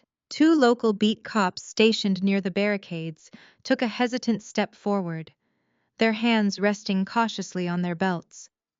Before they could even cross the threshold of the stage, my lead security contractor, a man the size of a commercial refrigerator, stepped directly into their path. He did not say a word. He simply crossed his arms. The officers stopped dead in their tracks, looking nervously between the giant blocking their path and the federal attorneys swarming the perimeter. "Get her out of here!" Trey screamed, pointing a shaking finger at me. "I have a court order. I am the legal conservator of this estate." I climbed the 3 wooden steps onto the stage. The Horizon Developers CEO took a very deliberate step backward, his eyes darting between my brother's unhinged meltdown and my absolute chilling calm. The mayor of Chicago, a man whose political survival depended on completely avoiding public scandals, was already whispering furiously to his chief of staff, edging his way toward the back stairs of the stage. "Nia, what on earth is wrong with you, my mother?" Lorraine hissed, stepping forward with her hands planted firmly on her hips. Her pristine white suit suddenly looked ridiculous against the backdrop of an active corporate war zone. "You are ruining a historic moment for this family. You are humiliating your brother in front of the press. Go back to your little apartment and let the adults handle the real business." I ignored her entirely. I did not even grant her the dignity of making eye contact. My gaze was locked exclusively on the CEO of Horizon Developers. "Sir," I said, my voice carrying clearly over the murmurs of the crowd, without the need for a microphone, "if you sign that document, you are not closing a real estate deal. You are actively participating in a multi-million-dollar wire fraud scheme, federal racketeering, and the illegal liquidation of assets you have absolutely no claim to. I strongly suggest you put the pen down." The CEO looked at the heavy gold pen in his hand, as if it had suddenly turned into a live grenade. He slowly placed it back onto the velvet-draped table. Do not listen to her, Trey shouted, practically lunging across the table to grab the pen and shove it back toward the executive. She is insane. She is a disgruntled, unemployed nobody who is upset. She was cut out of the family trust. I have the signed conservatorship right here. A state judge granted it to my father and me this morning. We have total legal authority to liquidate these assets. Trey waved a thin stack of papers in the air, his chest heaving with exertion. He looked manic. The carefully crafted illusion of the brilliant young developer had completely shattered, revealing the desperate cornered thief underneath. Victoria Sterling stepped up beside me. She did not yell. She did not wave her hands. She simply opened her leather portfolio and extracted a thick, heavily bound dossier sealed with the vibrant red wax stamp of the state Supreme Court. Mr. Dubois, Victoria said, her voice cutting through the humid summer air with lethal precision. That ex parte conservatorship order you are waving around is not worth the paper it is printed on. It was fundamentally fraudulent the moment you filed it, because you filed it against a man who is legally no longer your grandfather. The entire street went dead silent. The press corps stopped shouting. Even the camera shutters seemed to pause. My father, Elias, finally broke his paralyzed silence. He stepped forward, his face flushed a dangerous shade of crimson. What kind of nonsensical garbage are you talking about? He demanded, his voice thick with outrage. Jeremiah Dubois is my father. I am his next of kin. I am his primary heir. You cannot change genetics with a cheap parlor trick. You cannot change genetics. Elias, I agreed, turning to face the man who had spent his entire life trying to erase me. But you can absolutely change the law. And Pops was significantly smarter than you ever gave him credit for. I took the red-stamped dossier from Victoria's hands. I held it up so the blinding flashes of the press cameras could capture every single detail of the official seal. 5 years ago, I announced, making sure my voice carried to the very back of the barricades, where the neighborhood residents were watching in stunned silence.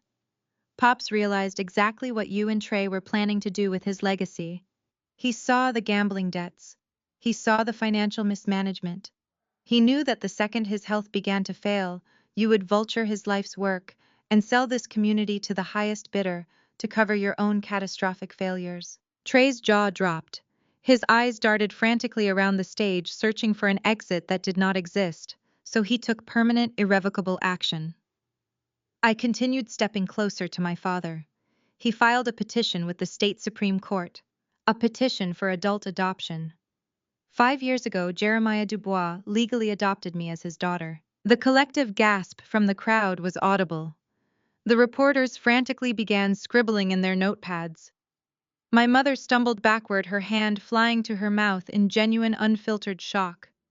That is impossible, Elias choked out, gripping the edge of the podium to keep his knees from buckling.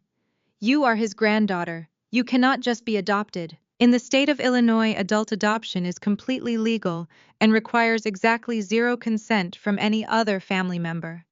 Victoria stated, delivering the legal death blow with the casual indifference of someone ordering a coffee.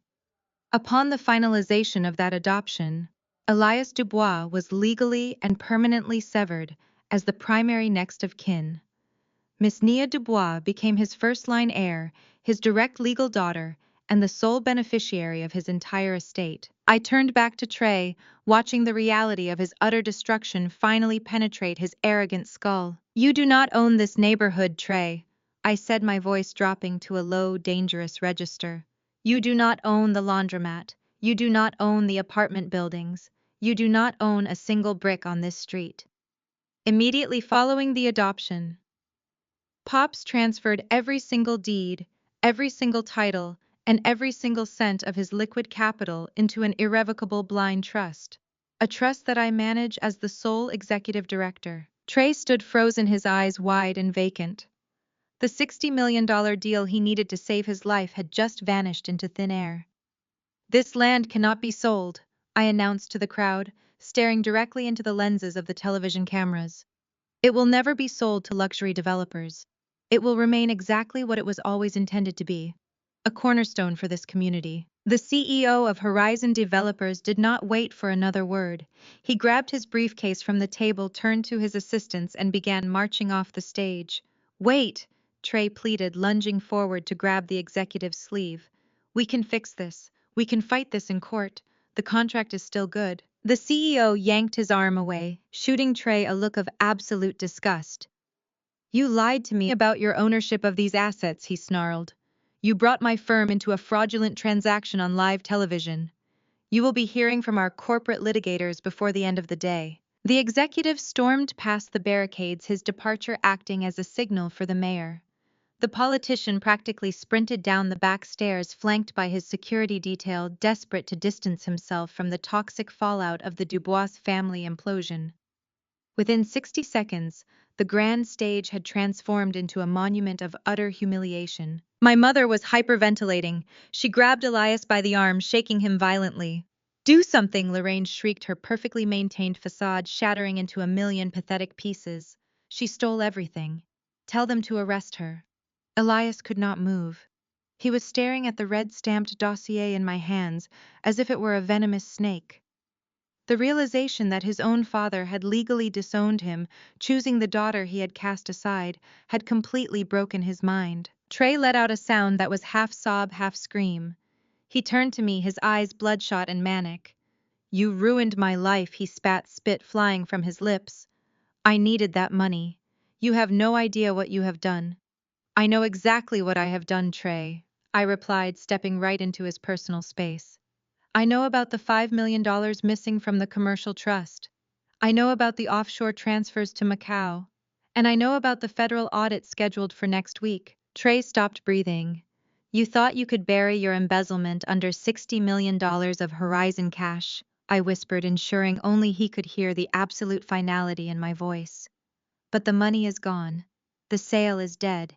And the auditors are already reviewing the files I sent them 30 minutes ago. Trey dropped to his knees right there on the wooden stage. He did not cry. He just stared blankly at the ground, a man completely and totally erased. The silence on the stage lasted only a fraction of a second before my mother shattered it. Lorraine lunged forward, her pristine white heels clicking frantically against the wood. She grabbed my arm, her manicured nails digging painfully into my blazer. You are a liar! She shrieked, her voice shrill and echoing through the microphone Trey had abandoned. Jeremiah would never do such a thing. He would never choose a bitter, ungrateful girl over his own son and grandson. You forged those documents. I will have you thrown in a federal penitentiary for the rest of your miserable life. I looked down at the hand clawing at my sleeve. I did not pull away. I simply stared at it with such absolute freezing contempt that my mother instinctively recoiled, her hand dropping back to her side as if she had been burned. The documents were authenticated by the state Supreme Court 5 years ago. Lorraine, I said, my voice carrying a terrifying measured calm. 5 years ago, when Pops was completely sound of mind. 5 years ago, when he watched his own son hand the keys of the Dubois legacy over to a boy who could not even balance a checkbook. He knew exactly what he was doing, and he did it to protect this family from you. Elias stepped up beside his wife, his chest puffed out in a pathetic display of hollow authority. His face was a dark, dangerous shade of purple. You manipulated a sick old man, Elias sneered, pointing a trembling finger at my face. You poisoned him against his own blood. You are a parasite, Nia. But this little stunt changes nothing. I am still his biological son. I will tie this up in probate court for the next 2 decades. I will drain every cent of that trust in legal fees before I ever let you see a dime of it. Victoria Sterling stepped smoothly between my father and me, a lethal smile playing on her lips. You are welcome to try, Mr. Dubois. Victoria said, her tone dripping with professional mockery. But to tie something up in probate court, you need capital to pay a legal team. And as of this morning, your personal accounts have been frozen, pending a federal investigation into wire fraud and corporate embezzlement. Trey, who had been staring blankly at the floor, suddenly snapped. The catatonic shock shattered, replaced instantly by the wild, thrashing desperation of a drowning man. He scrambled to his feet, his tailored suit wrinkled, his hair disheveled. He looked less like a corporate visionary and more like a feral animal. Shut up! Trey screamed, his voice cracking violently as he stepped toward Victoria. You shut your mouth! You have no idea what you are talking about. I am the CEO of the Dubois Commercial Trust. I run the accounts. I make the deals. I am the one who built this portfolio. You did not build anything, Trey, I said, my voice cutting through his hysterical shouting. You inherited a masterpiece and you pawned it for casino chips. I turned away from my brother and looked over at the massive LED screen positioned at the back of the stage. For the past hour, it had been displaying a glittering high-definition architectural rendering of the Anew Dubois Legacy luxury condominium complex.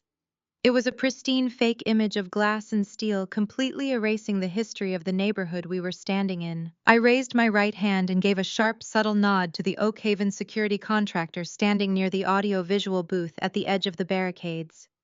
The contractor tapped a sequence into his tablet. The giant LED screen behind us violently flickered. The bright, sunny image of the luxury condos glitched, dissolving into a jagged pattern of static. A collective gasp rippled through the crowd of press and politicians as the screen suddenly went pitch black. A second later, it flared back to life. But it was no longer showing a real estate mock-up. The screen was now broadcasting the highly classified, deeply encrypted internal financial ledgers of the Dubois Commercial Trust. The documents I had pulled from my secure server room just an hour ago were now displayed in towering, unmistakable high definition for the entire city of Chicago to see. My parents turned around to look at the screen. The remaining city council members in the front row stood up from their folding chairs, their mouths falling open in horror. The press photographers went absolutely wild, the rapid-fire clicking of their camera shutters sounding like a swarm of locusts, as they documented the financial ruin of the Dubois family in real time. "What is this?" Elias demanded, his voice trembling as he stared up at the massive columns of numbers. "Turn that off. Turn that screen off right now." He lunged toward the audio-visual booth, but two of my massive private security guards effortlessly blocked his path, crossing their arms and staring him down.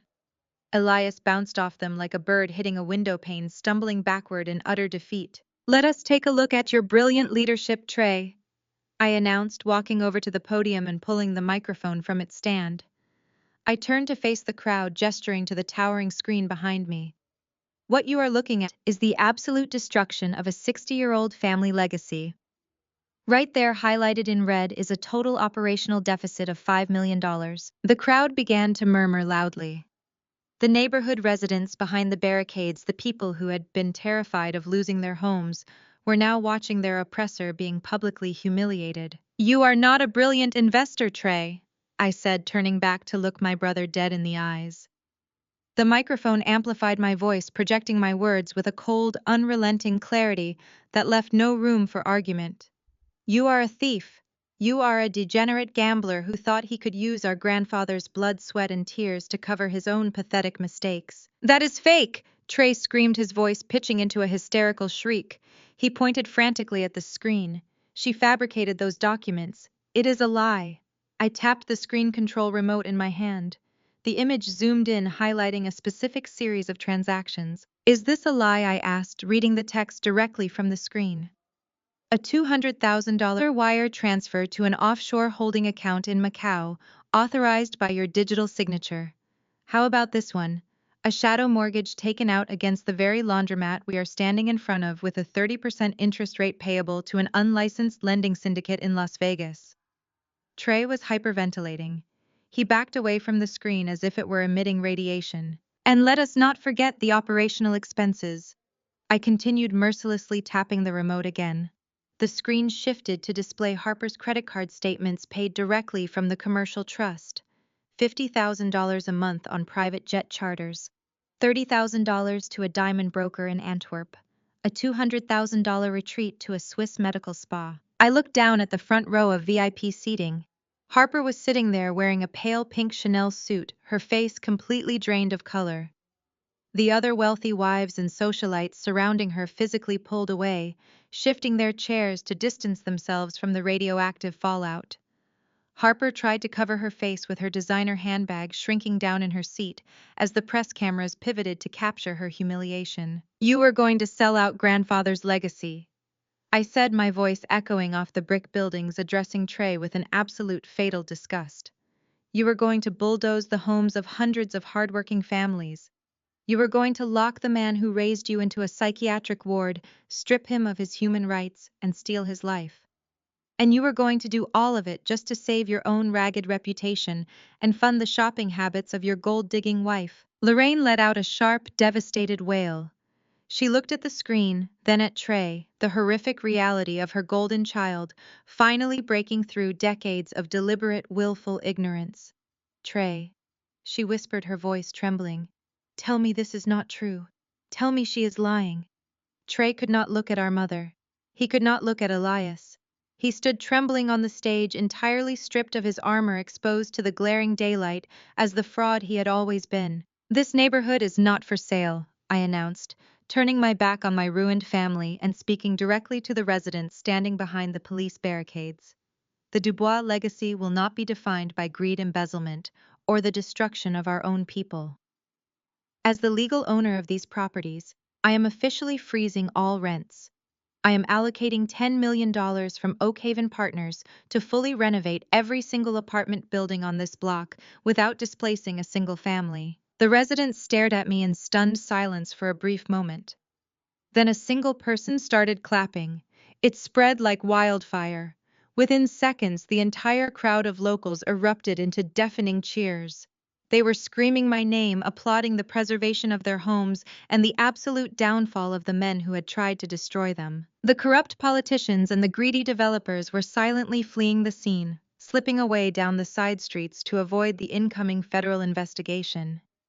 The press corps was entirely focused on the giant digital billboard of crimes and the cheering crowd of victorious citizens. My father sank into a folding chair on the stage, burying his face in his hands, completely broken by the realization that his legacy was gone. His favorite son was a criminal, and the daughter he had treated like dirt was now the undisputed ruler of his world. I handed the microphone back to Victoria. I smoothed the lapels of my blood-red suit, the chaotic roar of the crowd serving as the perfect soundtrack to my victory. I did not need their apologies. I did not need their love. I had taken back what was mine, and I had left them with absolutely nothing. The collective gasp of the press corps was momentarily drowned out by the sharp, frantic clicking of a woman's heels storming up the wooden steps of the stage. Harper was practically vibrating with rage.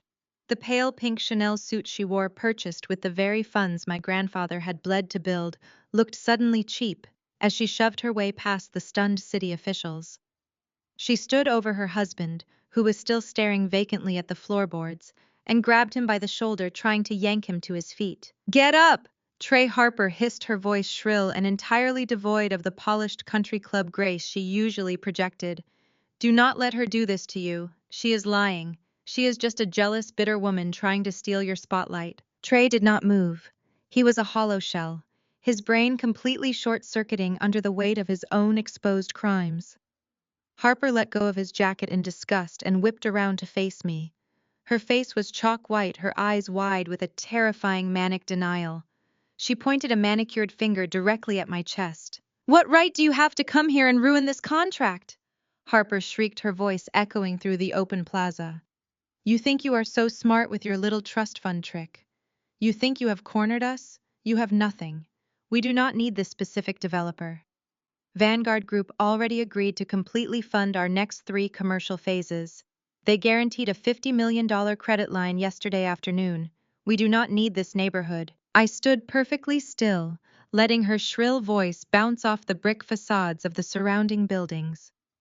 The television cameras instantly pivoted, racking focus, from Harper's pale, desperate face to my own calm, unwavering smile.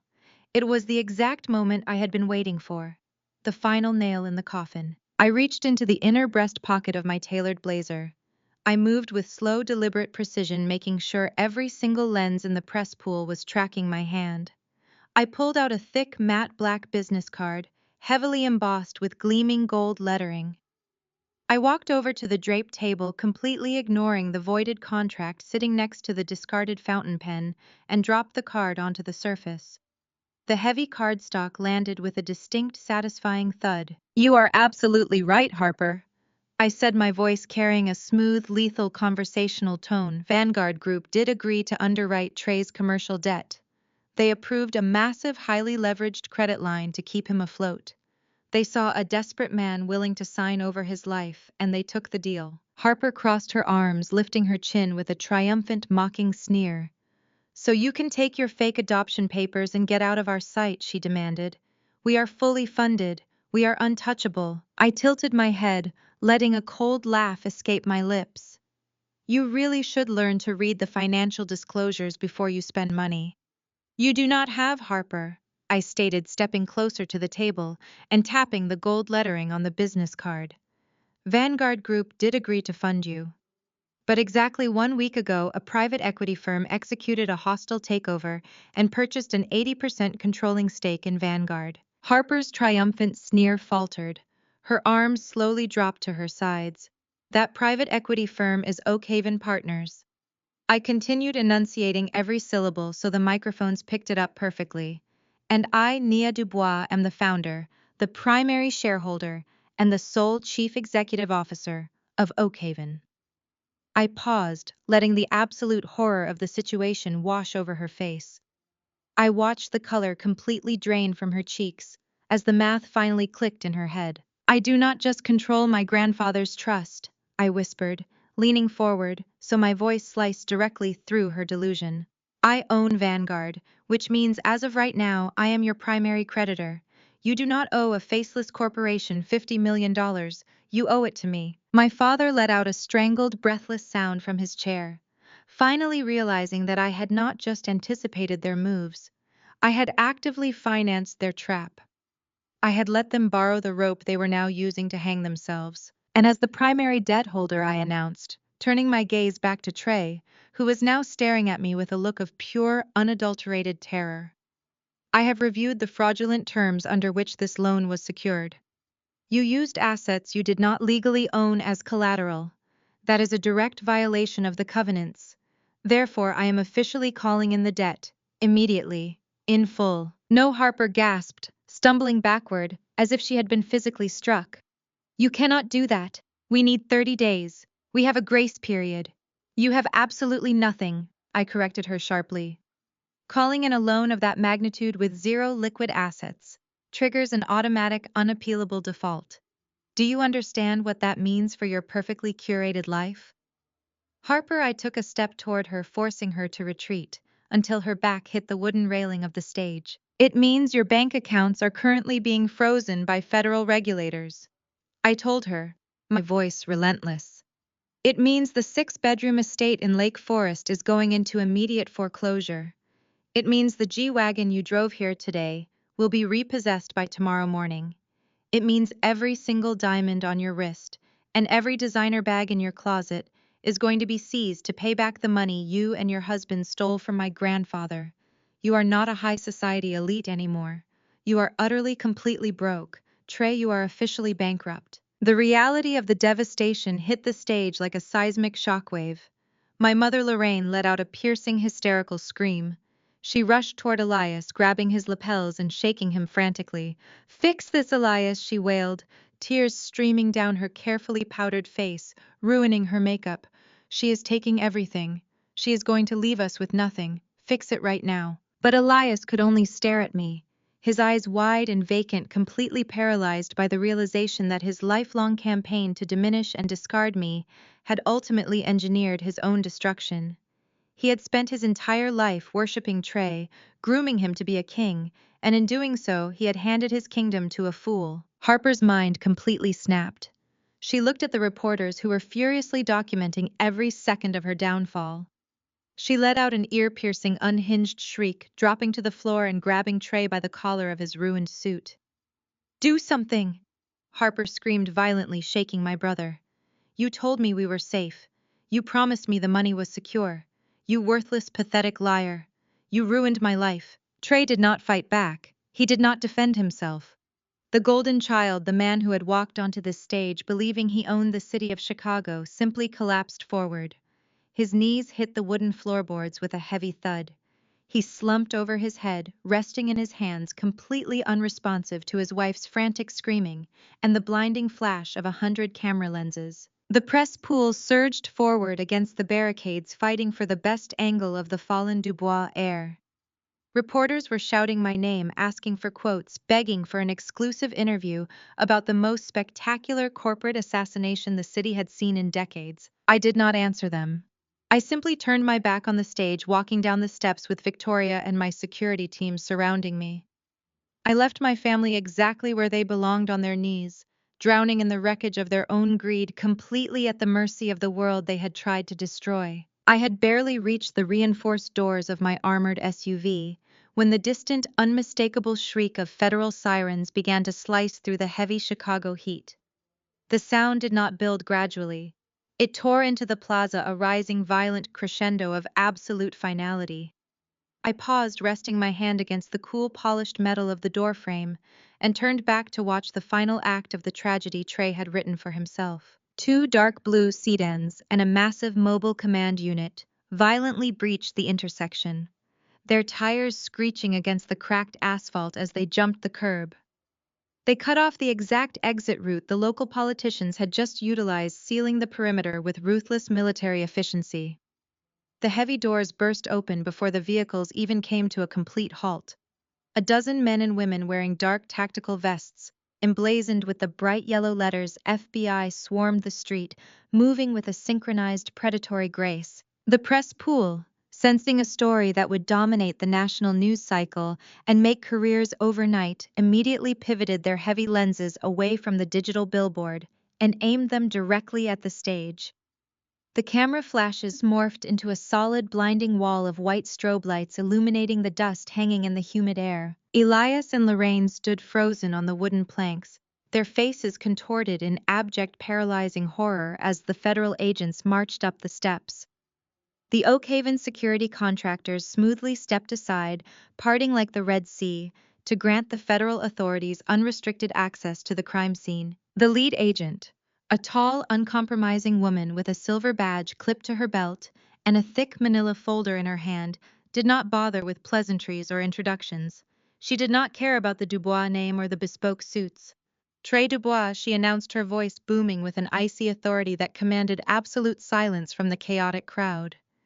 You are under arrest for federal wire fraud, gross embezzlement, corporate racketeering, and the illegal transfer of assets. Trey did not run. He did not protest. He could not even stand. His legs gave out entirely, his knees buckling beneath the weight of his absolute ruin. Two federal agents stepped forward, gripping him firmly by the armpits and hauling his limp, shaking body upward. The metallic, heavy click of the steel handcuffs, snapping shut around his wrists, echoed through the open microphones, still sitting on the podium, broadcasting the sound of his lost freedom across the entire neighborhood. Harper had been standing frozen near the velvet-draped table, her eyes darting frantically between the federal agents and her handcuffed husband. The moment she heard the metal click of the cuffs, something feral and terrifying snapped inside her brain. The carefully constructed mask of the refined, progressive, high society philanthropist melted away in an instant, exposing the venomous, parasitic core underneath. Self-preservation kicked in, overriding any shred of loyalty, marital vows, or basic human decency. She scrambled backward, her expensive Chanel heels catching on the wooden planks, nearly sending her sprawling. "Do not touch me!" Harper shrieked violently, batting away an agent who reached out to guide her away from the edge of the stage. She looked at Trey. She did not look at him with pity or sorrow or even anger. She looked at him with visceral, unadulterated disgust. It was the look of a woman staring at a contagious disease. She grabbed her left hand violently, twisting the massive 6-carat diamond engagement ring and the heavy platinum wedding band off her finger. She did not just drop them. She hurled them directly at Trey's face with all the force she could muster. The heavy diamond struck his cheekbone, leaving a sharp red scratch before clattering uselessly onto the stage and rolling toward the edge of the stairs. "I have absolutely nothing to do with him!" Harper screamed at the press pool, her voice completely unhinged, spittle flying from her lips as she desperately tried to control the narrative. "I am the victim here. I am a victim. I was scammed by this fraudulent black man." The entire street gasped in unison. The collective intake of breath was loud enough to rival the sirens. The ugly, vile truth was finally out, completely unvarnished and captured by dozens of high-definition cameras. The woman who had happily spent millions of dollars stolen from a historic black community, The woman who had smiled for the social pages while tearing down the Dubois legacy was now using her husband's race as a weapon to distance herself from his crimes. She had gladly taken the Dubois' money, but she had always fundamentally despised the Dubois blood. "Look at him!" Harper continued to rant, her face flushed and distorted with racist panic as reporters shoved microphones closer to catch every toxic word. "He is a criminal. He lied to me about everything. I belong in Lake Forest. I do not belong in this ghetto with these people. I am not a part of this." The local residents standing behind the police barricades erupted. The people who had watched this family exploit them for years began to boo and shout back at her, their voices rising into a deafening tide of righteous anger. The police officers stationed at the perimeter had to physically step forward, bracing their boots and holding the steel barricades steady as the community directed their absolute fury at the woman insulting them on their own streets. Trey looked up at his wife. The physical blow of the thrown diamonds was absolutely nothing compared to the catastrophic devastation of her words. He had committed federal crimes for her. He had stolen from his own grandfather, risked federal prison, and sold his soul just to fund her private jets, her diamonds, and her endless, insatiable greed. And the exact second the money vanished, she stripped him of his humanity, reduced him to a racist caricature, and fed him to the wolves just to save her own skin. He opened his mouth to speak, his lips trembling, but no sound came out. The golden child, the brilliant prodigy, was completely hollowed out. He was a dead man breathing. Elias lunged forward, his face purple with rage. "How dare you!" he roared, reaching out to grab Harper's arm. "You spent every dime he brought home. You are just as guilty as he is."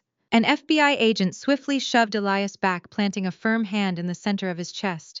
"Step back, sir," the agent warned, his tone leaving no room for negotiation. "Interfere with this arrest, and you will be in the back of a vehicle right next to him." Lorraine was openly sobbing now, clutching her designer handbag against her chest like a shield. She looked at Trey in handcuffs. She looked at the screaming, bigoted daughter-in-law she had previously worshipped, and she looked at the towering digital screen that was still broadcasting the undeniable proof of their crimes. Her perfect elite family was publicly disintegrating into a disgraceful spectacle of bigotry and federal indictments. She sank to the floor of the stage, weeping uncontrollably into her hands. I stood perfectly still by my vehicle, watching the scene unfold, with an absolute freezing calm. Victoria Sterling stood beside me, her arms crossed, her eyes tracking the federal agents as they secured the area. The FBI agents began marching Trey down the wooden steps of the stage. His head hung so low his chin rested against his chest. He looked incredibly small. The tailored navy suit hung off his frame like a borrowed costume on a frightened child. As he was paraded past the barricades, the residents of the South Side District, the people Pops had spent his life protecting, the people Trey had tried to sell to the highest bidder, suddenly went completely silent. They did not yell at him. They did not throw garbage. They simply watched him. Their silent, piercing judgment was infinitely worse than any shouted insult. It was the ultimate absolute erasure of Trey Dubois from the community he had betrayed. An agent placed a hand on Trey's head, pushing him down into the back seat of a dark SUV. The heavy door slammed shut, a resounding metallic boom that officially severed him from the world he had tried to conquer. Harper was still screaming at the press, her voice cracking and hoarse as two federal agents flanked her. They were not arresting her yet, but they were loudly advising her that she was required for questioning regarding her knowledge of the offshore accounts and her signature on several joint tax returns. The panic in her eyes amplified as she realized that ripping off her ring did not sever her legal liability. The empire of lies was reduced to ashes.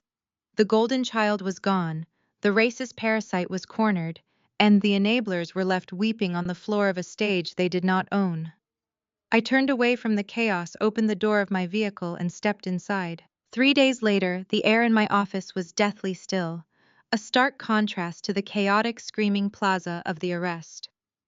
I was reviewing the preliminary liquidation report when the intercom buzzed. My assistant's voice was tight with suppressed annoyance. "Mr. and Mrs. Dubois are in the lobby, Nia. They refuse to leave. They are causing a scene with the reception staff." "Let them up," I said, my voice ice cold. A moment later, the double oak doors swung open.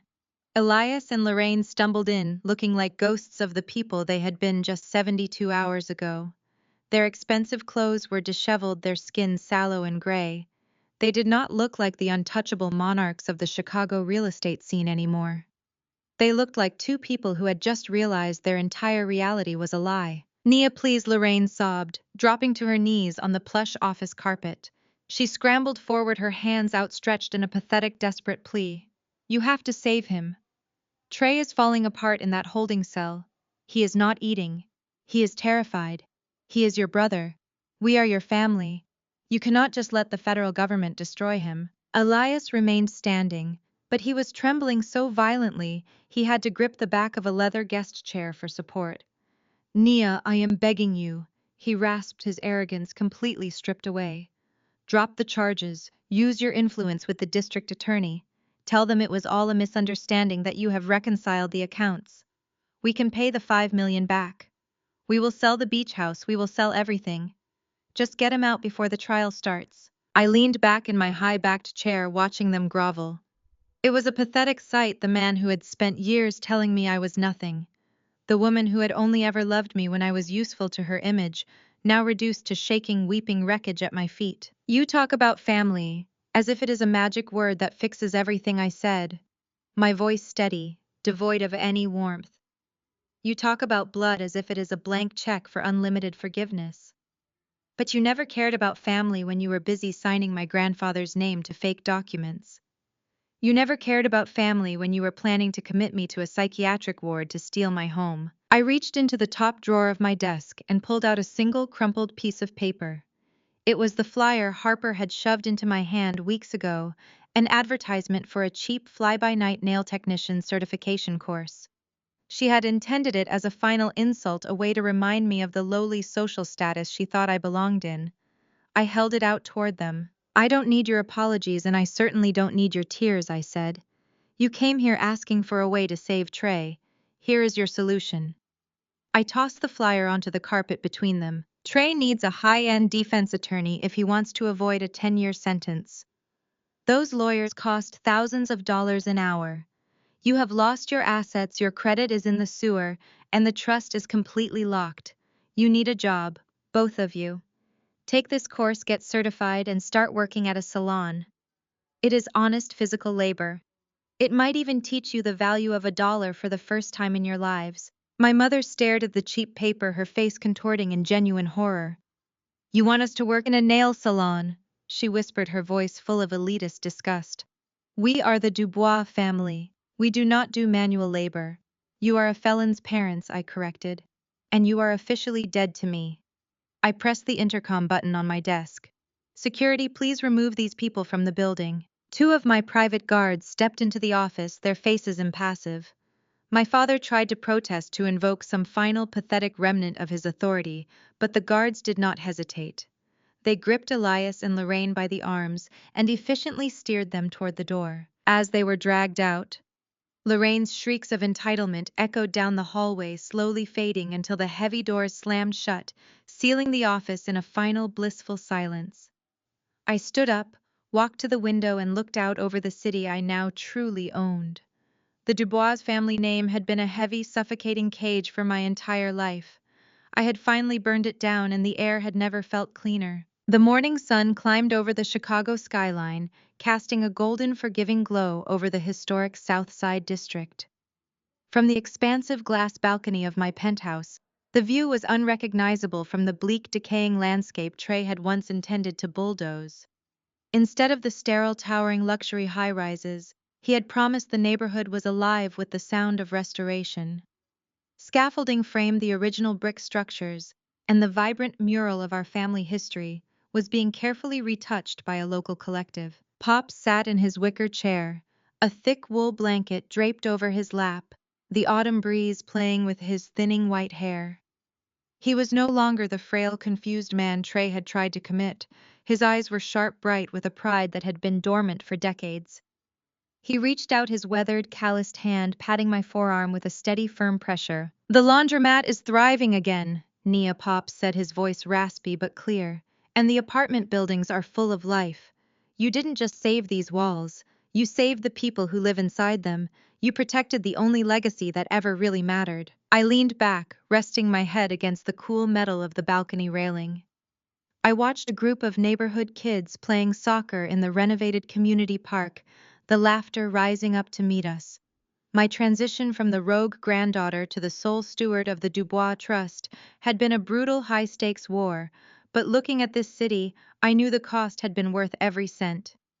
You protected it all, Pops, I said. I just finished the job you started. He chuckled, a low, rumbling sound that seemed to vibrate through the chair. You did more than finish it, Nia. You made it yours. I turned away from the view, picking up a crystal flute of vintage champagne from the small table beside me. The liquid caught the morning sun, burning a deep amber gold. I looked directly into the camera lens, the glass cold against my lips.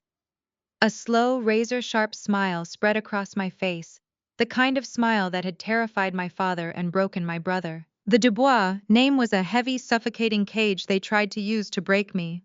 I said, my voice cutting through the quiet morning air with absolute finality. They said I wasn't worthy of the name. They were right. I didn't come here to carry it. I came to conquer it. I don't belong to the family legacy anymore. I own it.